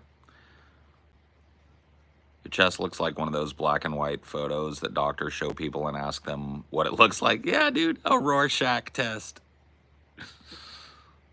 A Rorschach test, bro. Yeah, I'm definitely not a hairy dude. My dad is way hairier than me, like in terms of like body hair and shit. I did not get that, man. I did not get that gene. I'm very like I don't shave my arms or anything. That's my arm, right? It's got very like light blonde hair on it. Same thing with my eyebrows. Like a lot of people think I shave my eyebrows. They're there. They're just blonde as fuck and wispy. It's like anything that isn't the hair on my head or face is wispy. You scrolled down and regretted it. I know. I told you. You scrolled right back, didn't you? It came right back. It's garbage. It's garbage out there. YouTube shorts and fucking TikTok and stuff. It's garbage, bro. It's garbage. It's the only place you can come to chill. Just admit it. Just admit it to yourself and subscribe. Paul has one ass hair, but it's extremely long and reaches his knee. The visual on that is wild. The visual, because I would pluck that, bro. That would be tickling my knee all the... No, hell no, dude. The back of my knee. That hair, nobody would know I had it, bro. Because I would pluck that. I'd pull it out by the root. I'd wrap it around my finger like 10 times and give it the... You'd be so proud of it. Maybe I would.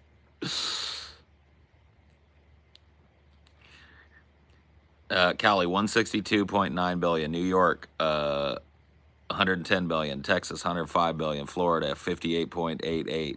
Pennsylvania, 57. Top 5 that I got from Google for federal aid. Cool. Gotcha. Guess I don't know shit. Feels like I'm paying a lot.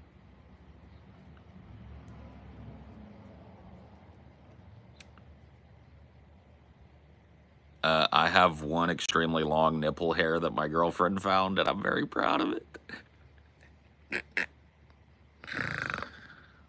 This conversation is wild. I don't know how to feel about this conversation right now. The tone and the timbre of it. I'm just letting, I'm not saying it's bad, but I'm not saying it's good. I'm not saying it's good.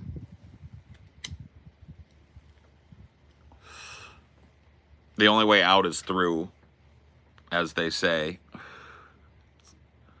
Internet is good or bad depending on how you use it, but yes, majority of the youth is manipulated through music and manipulated through movies and music. Bro, come on, man. You're not Tipper Gore, are you, bro? You know who you sound like right now, Charlie Xavier? You sound like Tipper Gore, bro. Tipper Gore was like, the video games are the problem. No, the video games are not the problem. The problem is the parents. Where were the parents at? My parents taught me as a little boy the difference between fantasy and reality. They taught me the difference between watching a cartoon, bop another cartoon on the head, and doing it in real life. Don't be Tipper Gore, dude. Don't be Tipper Gore.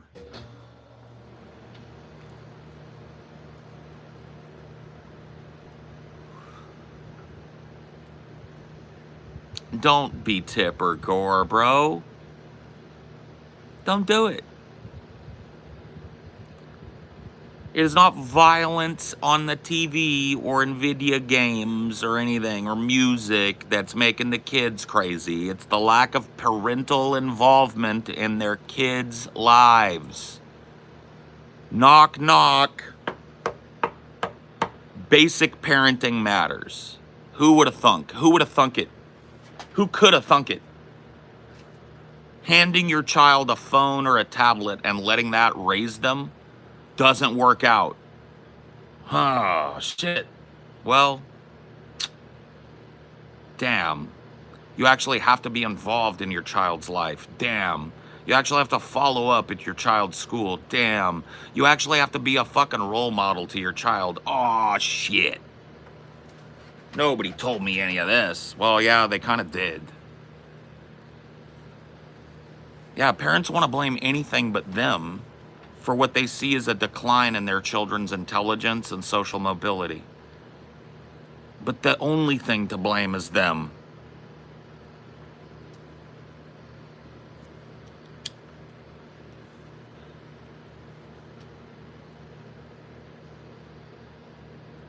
You stop being so damn reasonable. Preach. I will.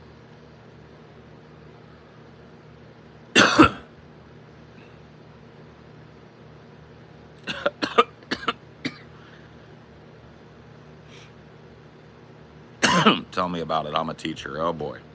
I bet you know better than I do what I'm talking about.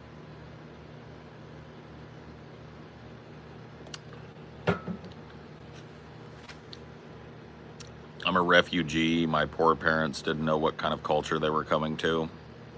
Oh, I'm sorry to hear that. But it's a culture of the hustle, the bustle, and the day-to-day grind right now.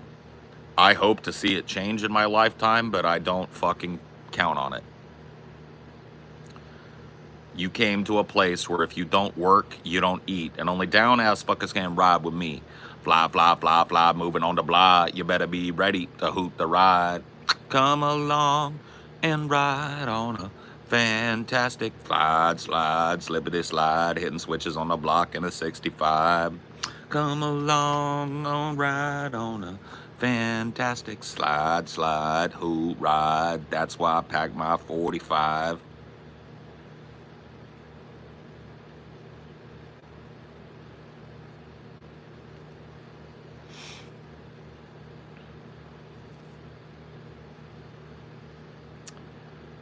Also a place where most people are living paycheck to paycheck.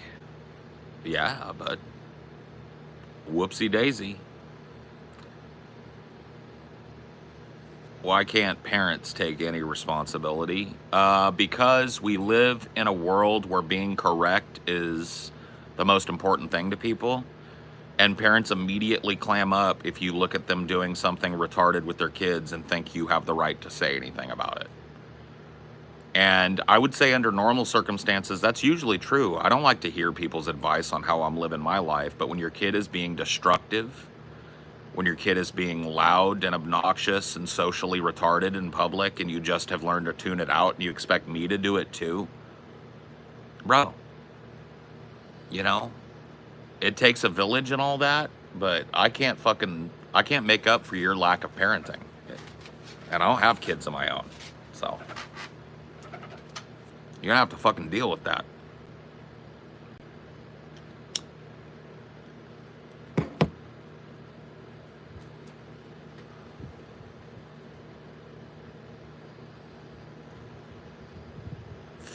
Feeling that economic depression down here in Florida. Rent is out of control where I live. It's out of control everywhere, bro. Everywhere. I grew up in the era where we were disciplined in the store in front of everybody. Yeah. Well, my mom, if I were to throw a fit in the store when I was little, she would leave her basket right in the middle of the aisle, pick my little ass up, take me to the car, and discipline me and calm me the fuck down, and then go back and hope her basket was still sitting there. She would not let me show my ass in public. That was a big thing to her. The social compact was really important to my mother. She did not want to be the person being loud and obnoxious with the kids that weren't fucking socialized properly. So if we acted up or threw a fit or had a meltdown in the middle of a store, she would take us out of the store, back to the car, sit us down, and let us calm down before she took us back in there.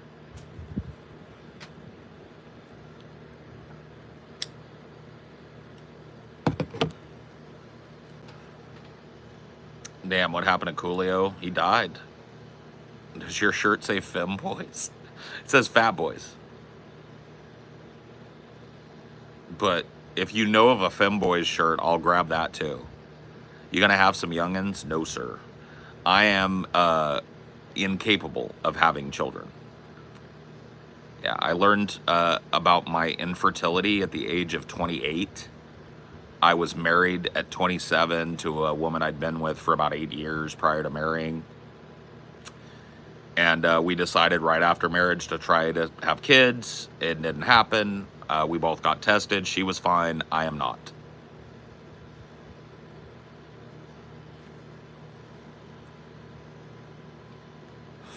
So kids are a no-fly zone for me.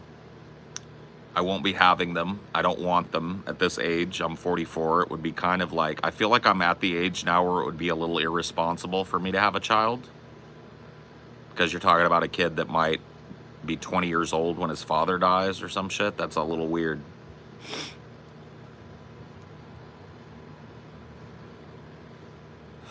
At first, Paul was sad, then he realized infinite cream pies. All right. I mean, there are upsides. Behavior are not to be allowed or not. What? What are you saying?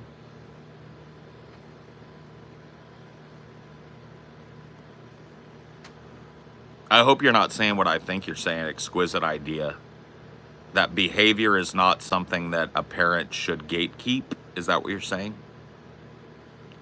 So you're telling me that if you lived 10,000 years ago and your tribe lived on the banks of a river in Africa and there are crocodiles in that river the size of fucking cows, and you see your baby toddling off towards the river, their curious behavior, right? Driving them to it. You just go like, well, the little one has to learn sometimes that there's a giant monster in the water that'll eat it alive. I'm not going to correct that behavior. I hope that's not what you're saying, sir.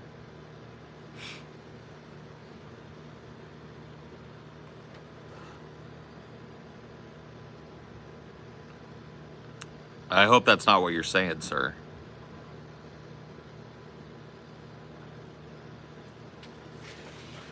You'd be a good dad. Yeah, who knows, man? I know that I like not being a dad. I like being an uncle.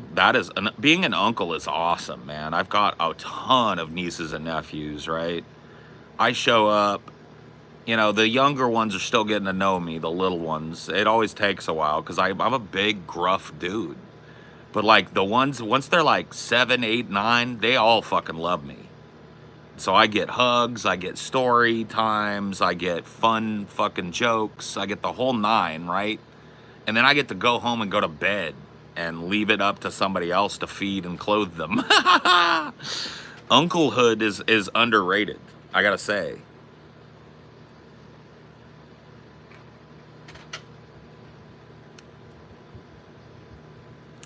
I'm happy to see I'm not alone when it comes to not having kids.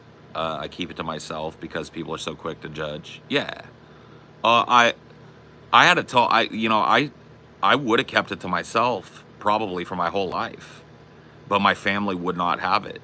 It was like 2 or 3 years into our marriage, we're still trying, right? And my family's asking us like, when are we gonna get some kids? And it's fucked, right? I had to just tell people like, hey, I can't have kids and we won't be having children. So you can stop asking. And people felt bad. Oh, I'm sorry. It's it. No problem. Just tired of having to pretend that the conversation is anything but invasive. So don't do it no more. And when I did that, those types of things stopped. Try harder. Try harder at what?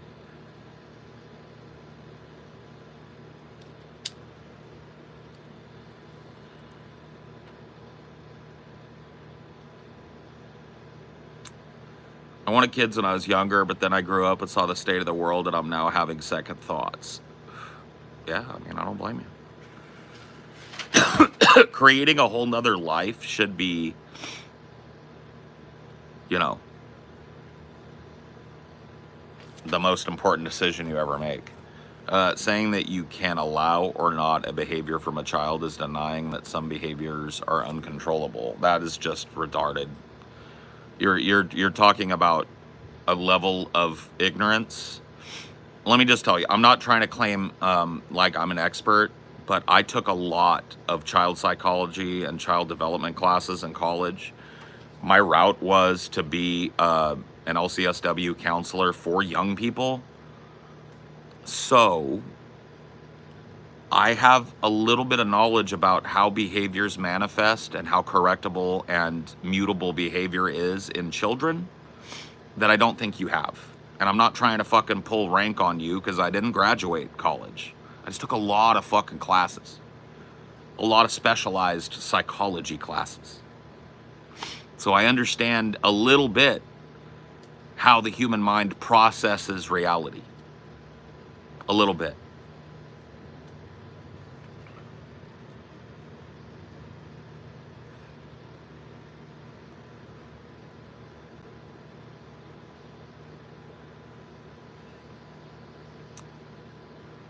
I think people who don't have kids are more responsible, honestly. I don't think that's true. Like, how responsible am I, dude? I'm blazed at 10 in the morning. You really think that? I have to be responsible to my wife, to my pets, to myself. But if I had children, I wouldn't be sitting out on the back porch stoned at 10:30 in the morning.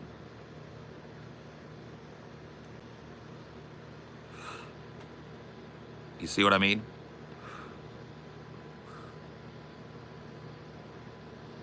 That's what I mean. Like, if I was successful in having children, you guys wouldn't even know who I was, dude. Do you think I would have ever quit a good ass fucking job with a pension and a retirement if I had kids to feed? I'd still be working at the school district. I'd still be dying inside. I'd probably be dead, period. Yes, you would, lol. You might be right.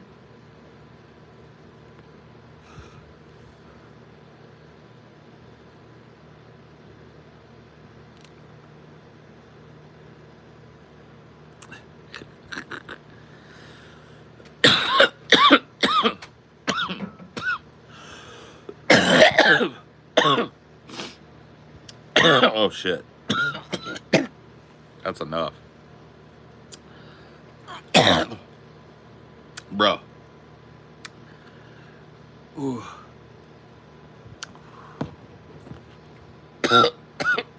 Oh God. Yeah. So what just happened is called a swallow among stoners. We took a hit. About 90% of that hit went in our lungs. But then we had a little hiccup situation. Oh, and like 10% of it went in the stomach. Whoo! That'll happen sometimes even to an experienced smoker. And it is not pleasant.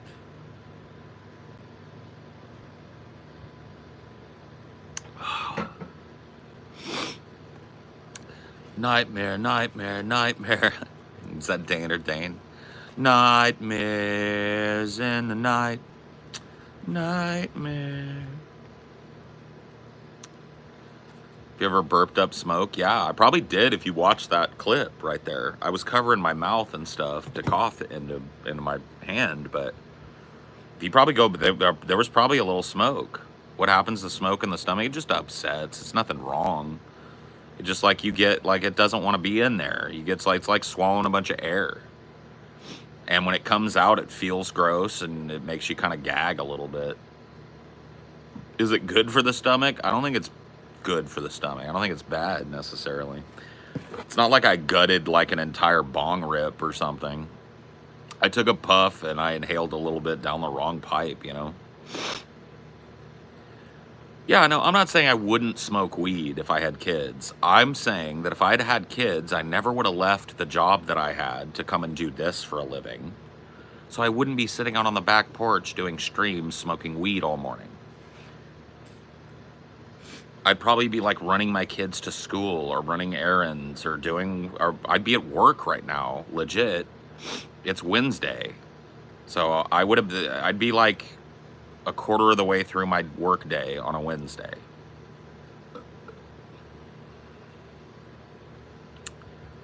Paul, why don't you smoke bongs? I don't like cleaning them. I know that's a lazy fucking answer, but like I've got a beautiful bong that I haven't even broke the cherry on. My friend Zeke got it for me like 2 years ago. And I have it and I put it out on display because it's so beautiful. Like I have it on my desk. But I'll be fucked if I want to clean that motherfucker.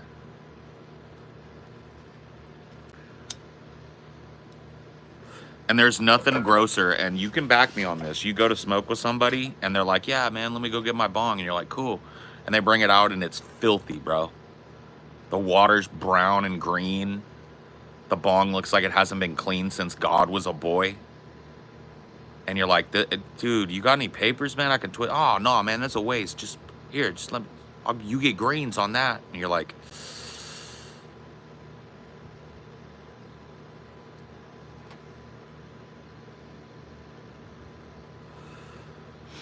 what age do you feel hit you the hardest? Where reality set in the hardest? Yeah, 40. And it wasn't even really about 40 being like crazy. My whole life changed at 40, man. I came out of the closet as a bi guy at 40. I stopped lying to people about that. And, you know, that's just one thing. That's just one aspect that changed for me. But my whole outlook was kind of forced to change. And then I had some rough years there at 41, 42. I spent those sick. I got COVID at one point, late in the COVID lockdown cycle, when they were reopening the country. I got it really bad. And I had existing like breathing issues from my allergies and shit. And it set off my sleep apnea. And I spent 2 years just getting sicker. I thought I was dying. I'm not even fucking lying to you. If you go and look at like 2020, 2021, 2022, there's a steady decline in my physical and mental health that's so fucking palpable. It's almost, I can't go back and watch myself during those times. So I had a fucking like moment where I went and got help. I got the CPAP thing started. That changed my whole outlook, changed my diet. I'm weaving in exercise and stuff now. I've started spiritual observances. I'm starting a new journey in my fucking life at a time where I really had almost just given up. I just felt sicker no matter what I did.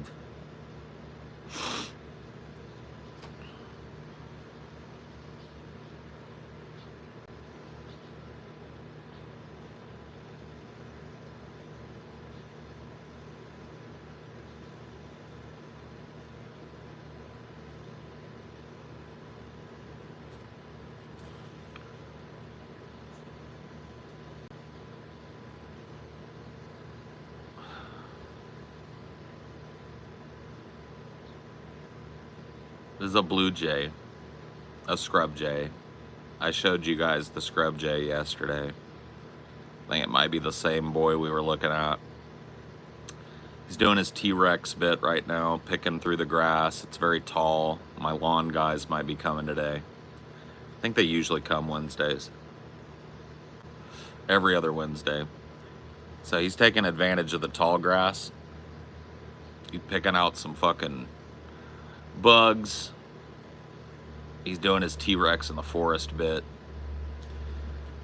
I'm gonna take that as a call to fucking action. I'm gonna stand up. I'm gonna stretch my legs. I'm gonna stretch my mind. I'm gonna do a little spiritual observance. It's gonna take me about 5 minutes. Get my blood flowing. Recommend you do the same. Don't be sedentary. I'll be back.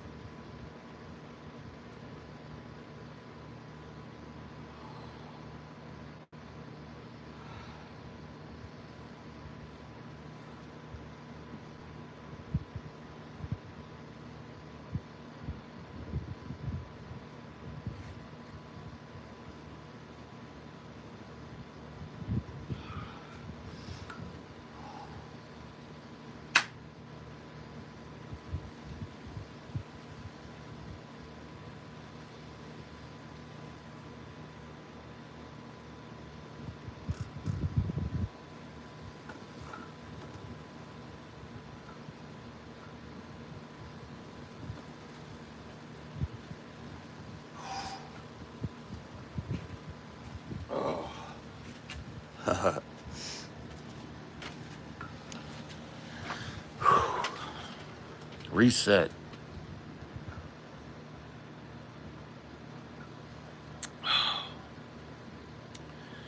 Reset.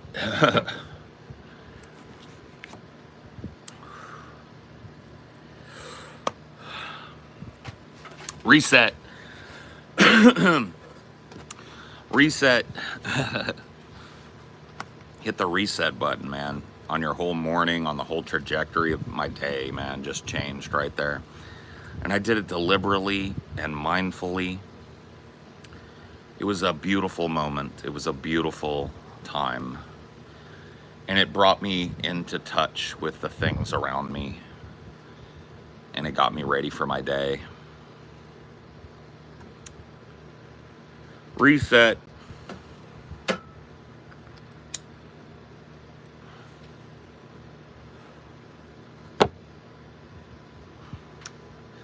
How are you doing today? I'm doing great.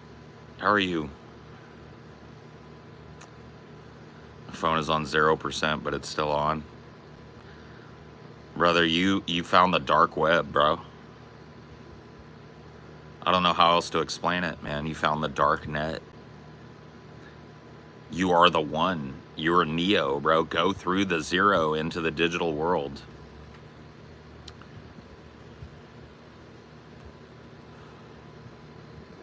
How are you today, bro? Oh, you already asked. I already answered that. I'm great, thanks. Cool. You wipe or let it crust? Bro, you can't let it crust. That's caveman behavior. I wipe that shit. You're on the toilet taking a dump right now? Good. Good. Better out than in is what my mom always said.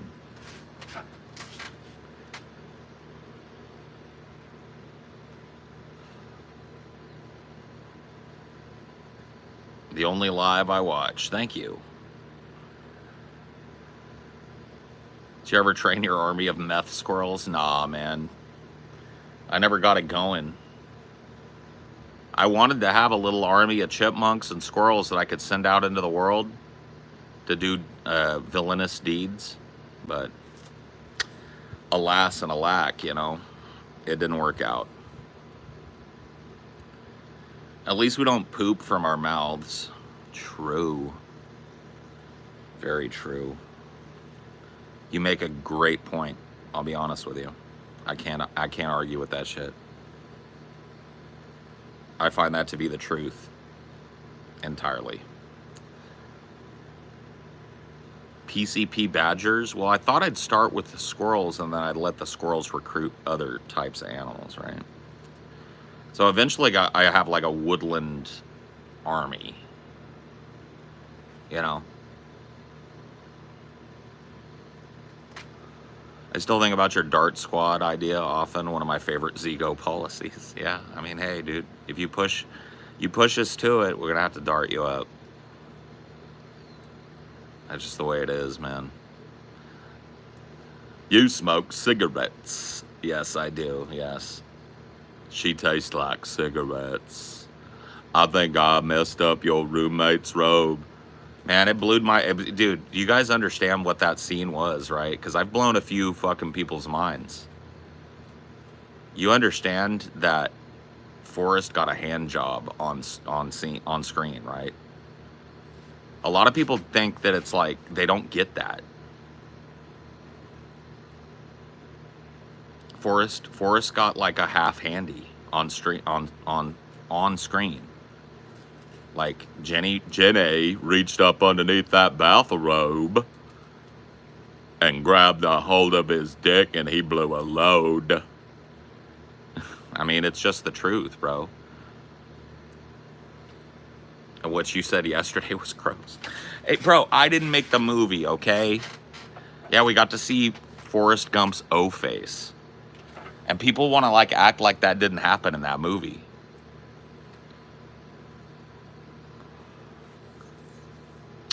I think I might have blown a big load in your robe. It's not my robe. It's my roommate's robe. Oh, I shot like 10 ropes. I know, Forrest, I know. I'm sorry. It's okay, Forrest. Forrest, it's okay. I had no idea. Yeah, I blow ropes. Jesus.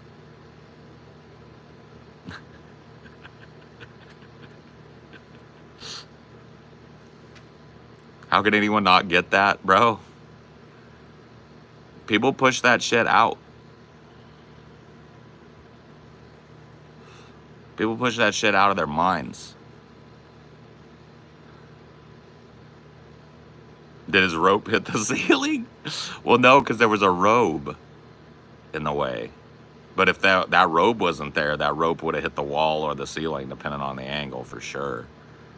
He'd been building that one up for a hot minute, bro.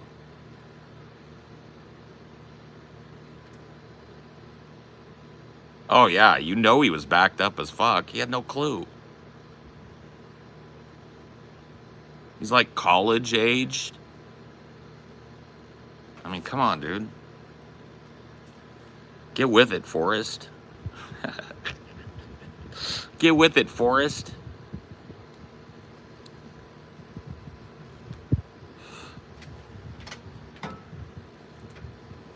You know, sometimes when you blow a load and it's bigger than you thought. Well, my first load was like that, only worse. I just kept coming and coming.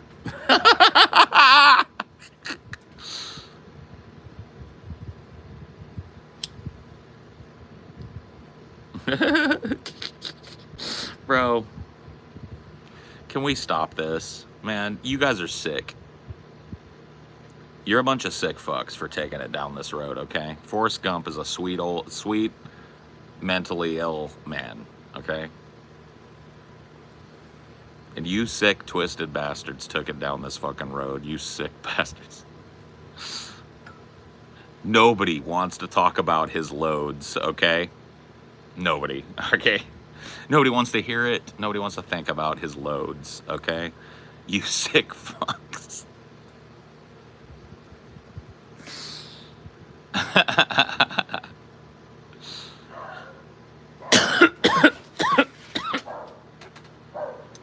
Oh. Is there a delivery? Ropes and ropes and ropes and ropes.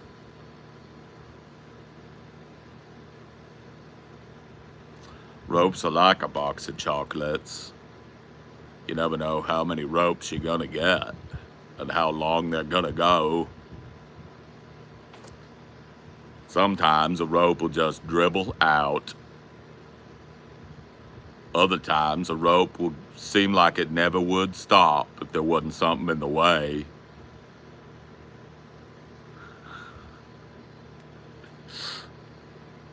Sometimes ropes come out of nowhere, and sometimes it can be hard to get to the rope.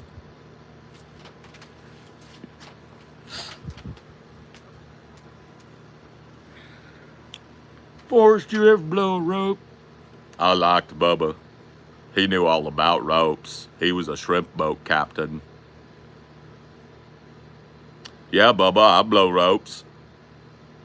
How far you reckon you blow a rope? I don't know, Bubba. Probably like 20 feet. 20 feet? Man, that's a legitimate rope. I blew a rope one time. 22 feet. 22 feet? Yes, sir. Measured it myself, using my daddy's tape measure. I was all perturbed about something out here. Well, what is it, D? Working at this door. These are just like deleted scenes from fucking... deleted scenes from Forrest Gump.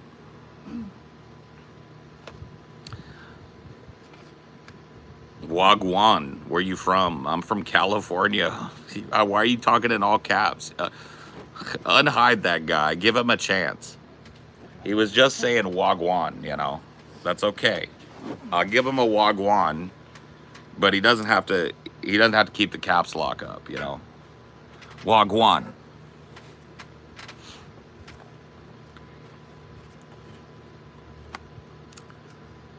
Cool, bro. Yeah, take the caps off, homie.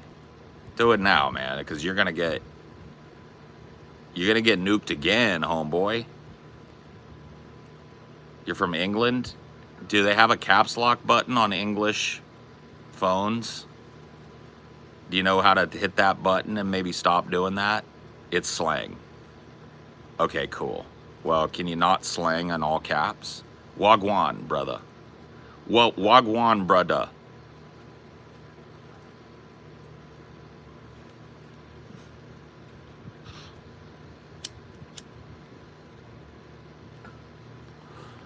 You know how it is. Get in the whip, slide out, and crash. Step in the whip, slide out, and crash. You know what I mean?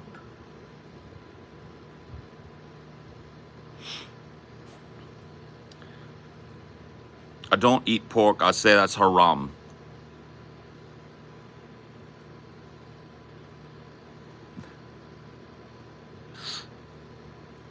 All caps, no cap. That sounds like a Beauregard joint.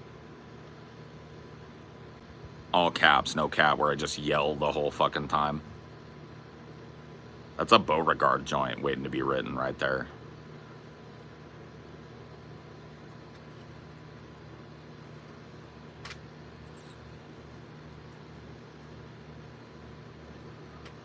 My brother, my fam, my ack.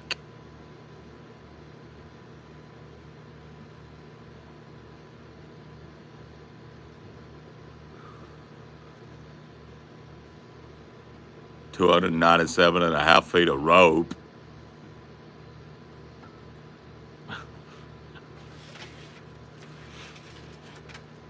W London. I guess so, yeah. Starting to get won over by that UK drill. A little bit. I'm starting to like some of it. I'm not quite there yet, but I'm starting to feel it. Where are you from? California. Lieutenant Dan was locked and loaded, ready to roll.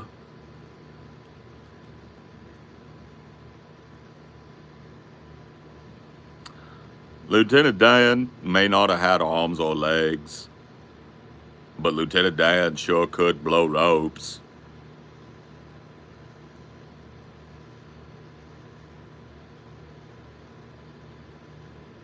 Every day, pause on the block, smoke trees. How can I be homophobic? My bitch is gay. In the apartment, getting the apartment, even the stick is gay. Hug my brothers and I say that I love them, but I don't swing that way. I don't know about. I think UK drill needs to step it up a little bit from there. That's a meme. That's a meme right there. That song's a fucking meme.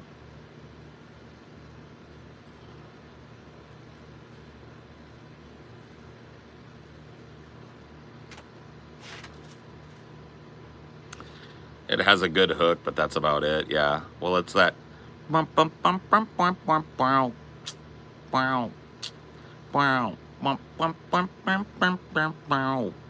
It's like an old slow jam from the early 90s. And he just sped that up. How can I be homophobic? My bitch is gay. Yeah, the sample is goated, but the fucking lyrics are a little bit Britain. A little bit too Britain. I can't remember the. I can almost hear it.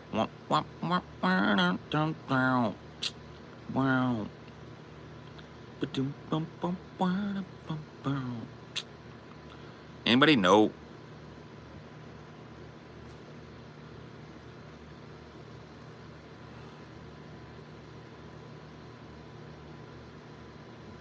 Hear the frog dying? Huh?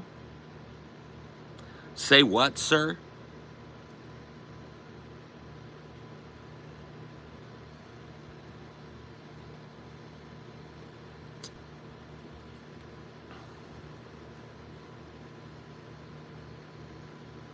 British. British. I wanted a girl, or should I say, She wanted me. I went to her room. Isn't it good? Norwegian wood.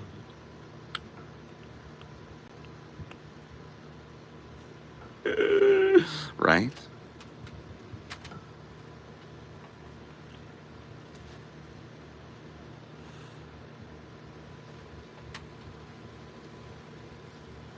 Best Beatles album. Agreed. I agree. That is a based take that you have there, Mike Bell's Fitness Shorts. That's based. The man is based. He knows his Beatles. Did you watch that HBO Alex Jones documentary? No, I did not.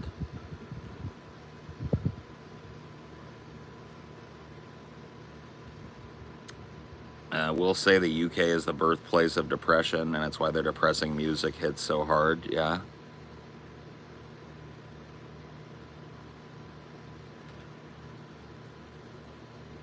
She laughed and she told me that I could just sit anywhere.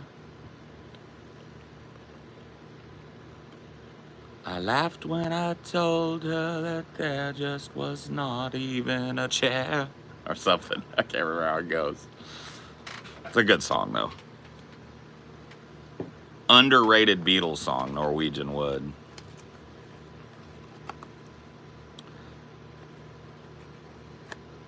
Hanging On in Quiet Desperation is the English way. Was Joy Division a British band? They just came up in this show we're watching, Your Honor, on Netflix. The kid had a rock out moment to Love Will Tear Us Apart, and I was like, okay, cool. The kid has good taste in music. We get it. Yeah, Joy Division is... That album that Love Will Tear Us Apart is on, I think it's just self-titled. I may be wrong about that, but that album is fucking killer. That synth line. Ba, ba, na, na, na, na, na, ma, na, ma, na.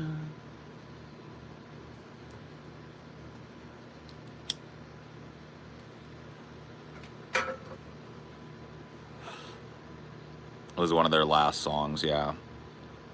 Rubber Soul is the beginning of their limitless creativity. I think you're right. It's kind of sad how things turned out, right? I think that the Beatles in an alternate universe staying together and still making music together today is a possibility. Maybe without George. I mean, George kind of passed of natural causes, but the way that John went out is just pretty fucked. The bass line, yeah. Well, that's like shoegaze bass line.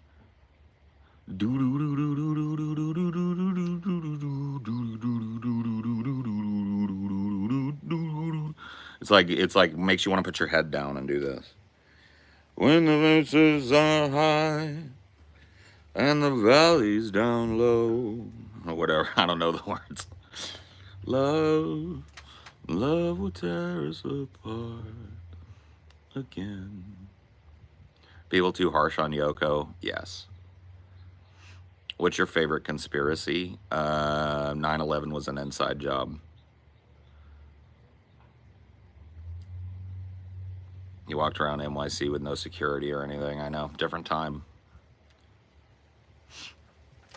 Different time. Now a YouTuber gets fucking security. A YouTuber has goons watching his back.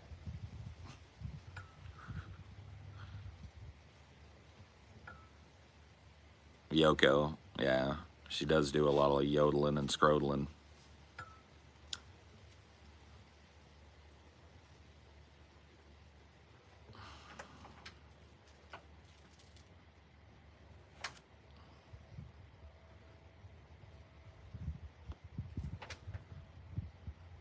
Bauhaus is good too. Yeah, I'm a lyrical guy though. Bauhaus had a lot of like I mean, a lot of influence, but I don't listen to it often. No, I didn't think it was uncommon back then, though. Yeah, I don't know. To have a bodyguard. I don't know, yeah. Maybe it was, maybe it wasn't. I don't really know.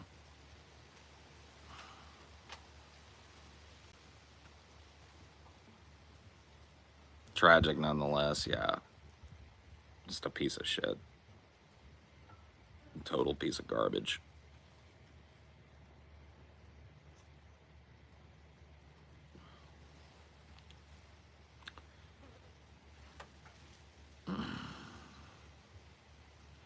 Who's the best musician turned actor? West, Jim West, Desperada, Rough Rider. No, you don't want nada. Prove me wrong. Man's got Oscars. Man's got Oscars. Let's be real about it for a second. Not Tom Waits. Nope.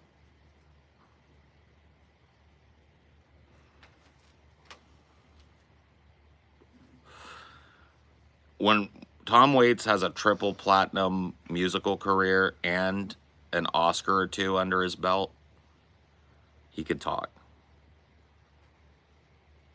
Bowie was good, but he was more singer than actor. Flea is good, but he's a character actor. He's been in some great roles. He's done some great stuff. He's not there yet. You're standing in the shadow of West, Jim West, Desperada, Rough Rider. No, you don't want nada. If you grab a gun, gonna quick react. You don't want to see my hand where my hip be at.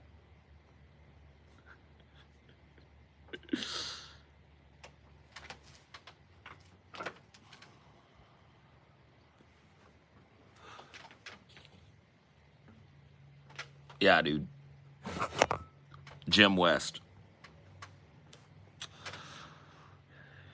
Elvis, Sinatra, I don't know, though. You're probably right about Will. Yeah, I mean, Elvis was not a great actor. Sinatra was not a great actor. Neither of these dudes are known for their acting. They were singer/actors that didn't really make any movies that are worth mentioning other than a few throwaway kind of cult classics and cultural fucking icon type of movies, but they were not known as actors. They were known as singers first.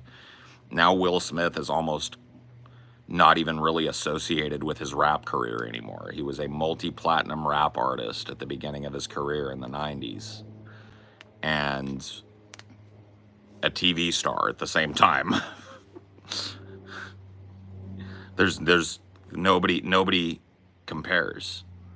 Chris Christopherson doesn't compare. Johnny Depp, not a musician. Come on. Actor/musician. Be real. Henry Rollins, nope. Be real. Throw somebody out that's actually like a contender. Because like there's a lot of actors like singers, songwriters/actors, but not a lot of like triple threats. Jamie Foxx, okay. Now you're starting to get there. Ice Cube, now you're starting to get there. Now these are names that start to come into the conversation, right? But they all fall short. Jamie Foxx was not a multi-platinum recording artist first. Jamie Foxx was a comedian and actor first. Donald Glover in the conversation. Just doesn't take enough acting work for me to know if it's real or not, right? Marky Mark has to be in the conversation, right?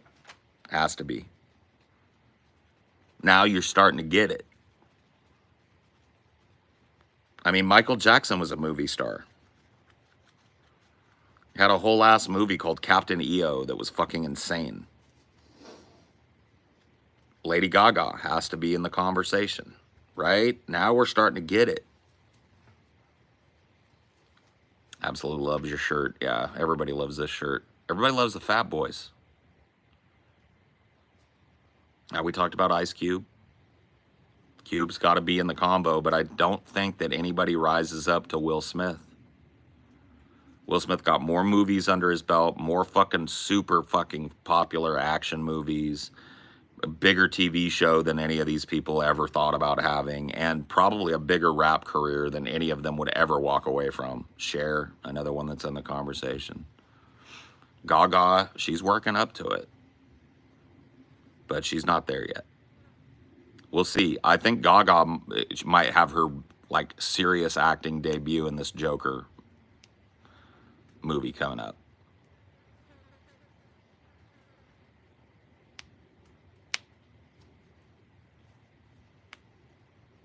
Streisand, yeah, has to be in the conversation. Might even beat Will, honestly, if I really think about it, because she had the very thing that I was talking about. Started her career kind of singing, moved quickly into acting, was in a lot of Oscar-winning fucking roles. I think won a Best Actress Oscar herself. Still a fucking platinum-selling recording artist. She's got to be up there, right? Denzel? No. Denzel's not a crossover artist. What's Denzel's musical background? That's I think that was a troll. Bette Midler, also in the conversation, but no, I don't think culturally has reached that level. I would say Streisand has a claim. Latifah, yeah. Queen Latifah. She's in the conversation. J-Lo's in the conversation, although not in a good way. Pac. Cut down before he could really be in the conversation, but yeah.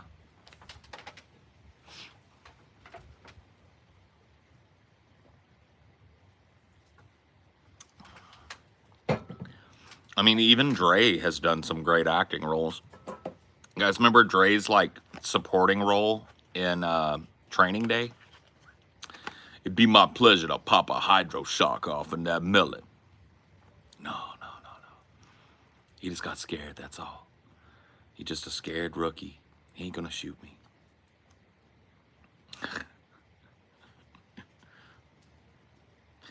His name was Paul in that movie, by the way.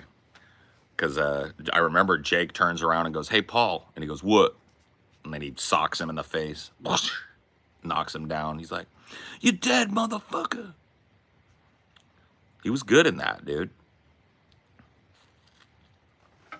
I gotta watch that movie again, man. That movie's been on my brain lately. I need to just track it down and watch it.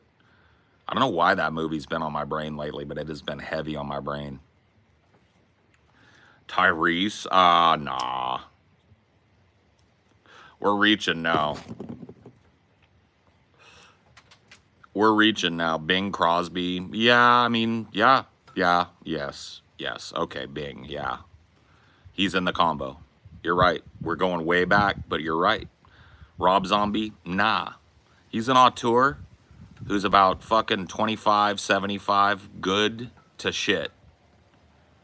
And he's got multi-platinum recording. He's not quite there. Do you believe in Jesus? No. Well, do I believe in Jesus in the Christian sense? No. Do I believe that he might have been a philosopher that lived? Yes. Do I believe that there's wisdom in the words of Jesus as presented in the Christian Bible? Yes. I love that scene where Denzel fires off those double pistols. Oh, yeah. Oh, yeah. You running now, motherfucker. That's such a good movie. Dolly Parton.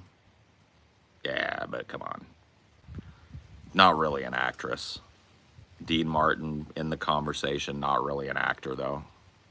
It's kind of a guy that got popular doing Rat Pack movies where he played his drunken ass self. I mean, come on.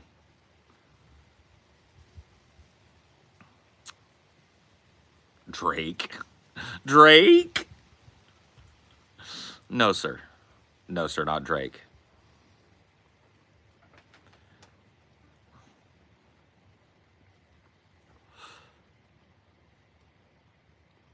Yeah, Dolly's a performer for sure. Steve Martin has won Grammys for his music. True.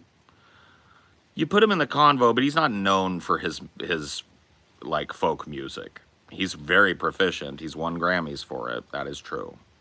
But he is not a guy that most people know for being a fucking proficient fiddle and violin player. He's known for being a comedian and a multi fucking Oscar winning actor. So, Sammy Davis Jr., same thing. Bowie was like, let's be real, dude. He was great a lot of times, but he was hit and miss in films. And we give him a lot of leeway because he's not an actor. Like I think Bowie was at his best in Labyrinth, and even that movie, it shows that he's not an actor, he's a singer, he's a performer. And he leads with that foot, and it works, but he's not in this conversation. Russell Crowe, no. Russell Crowe having a side band or whatever, no. Johnny Cash, no. Weird Al, in the conversation, but not in a top 10 conversation. Mick Jagger, no. No, Mick Jagger, not a great actor. Have you ever seen, what's that one that he's in with Emilio Estevez? Mick Jagger and Emilio Estevez. I don't remember. Are you getting too hot, babe? I am. I'm going to end this. I'll see you guys later. Bye.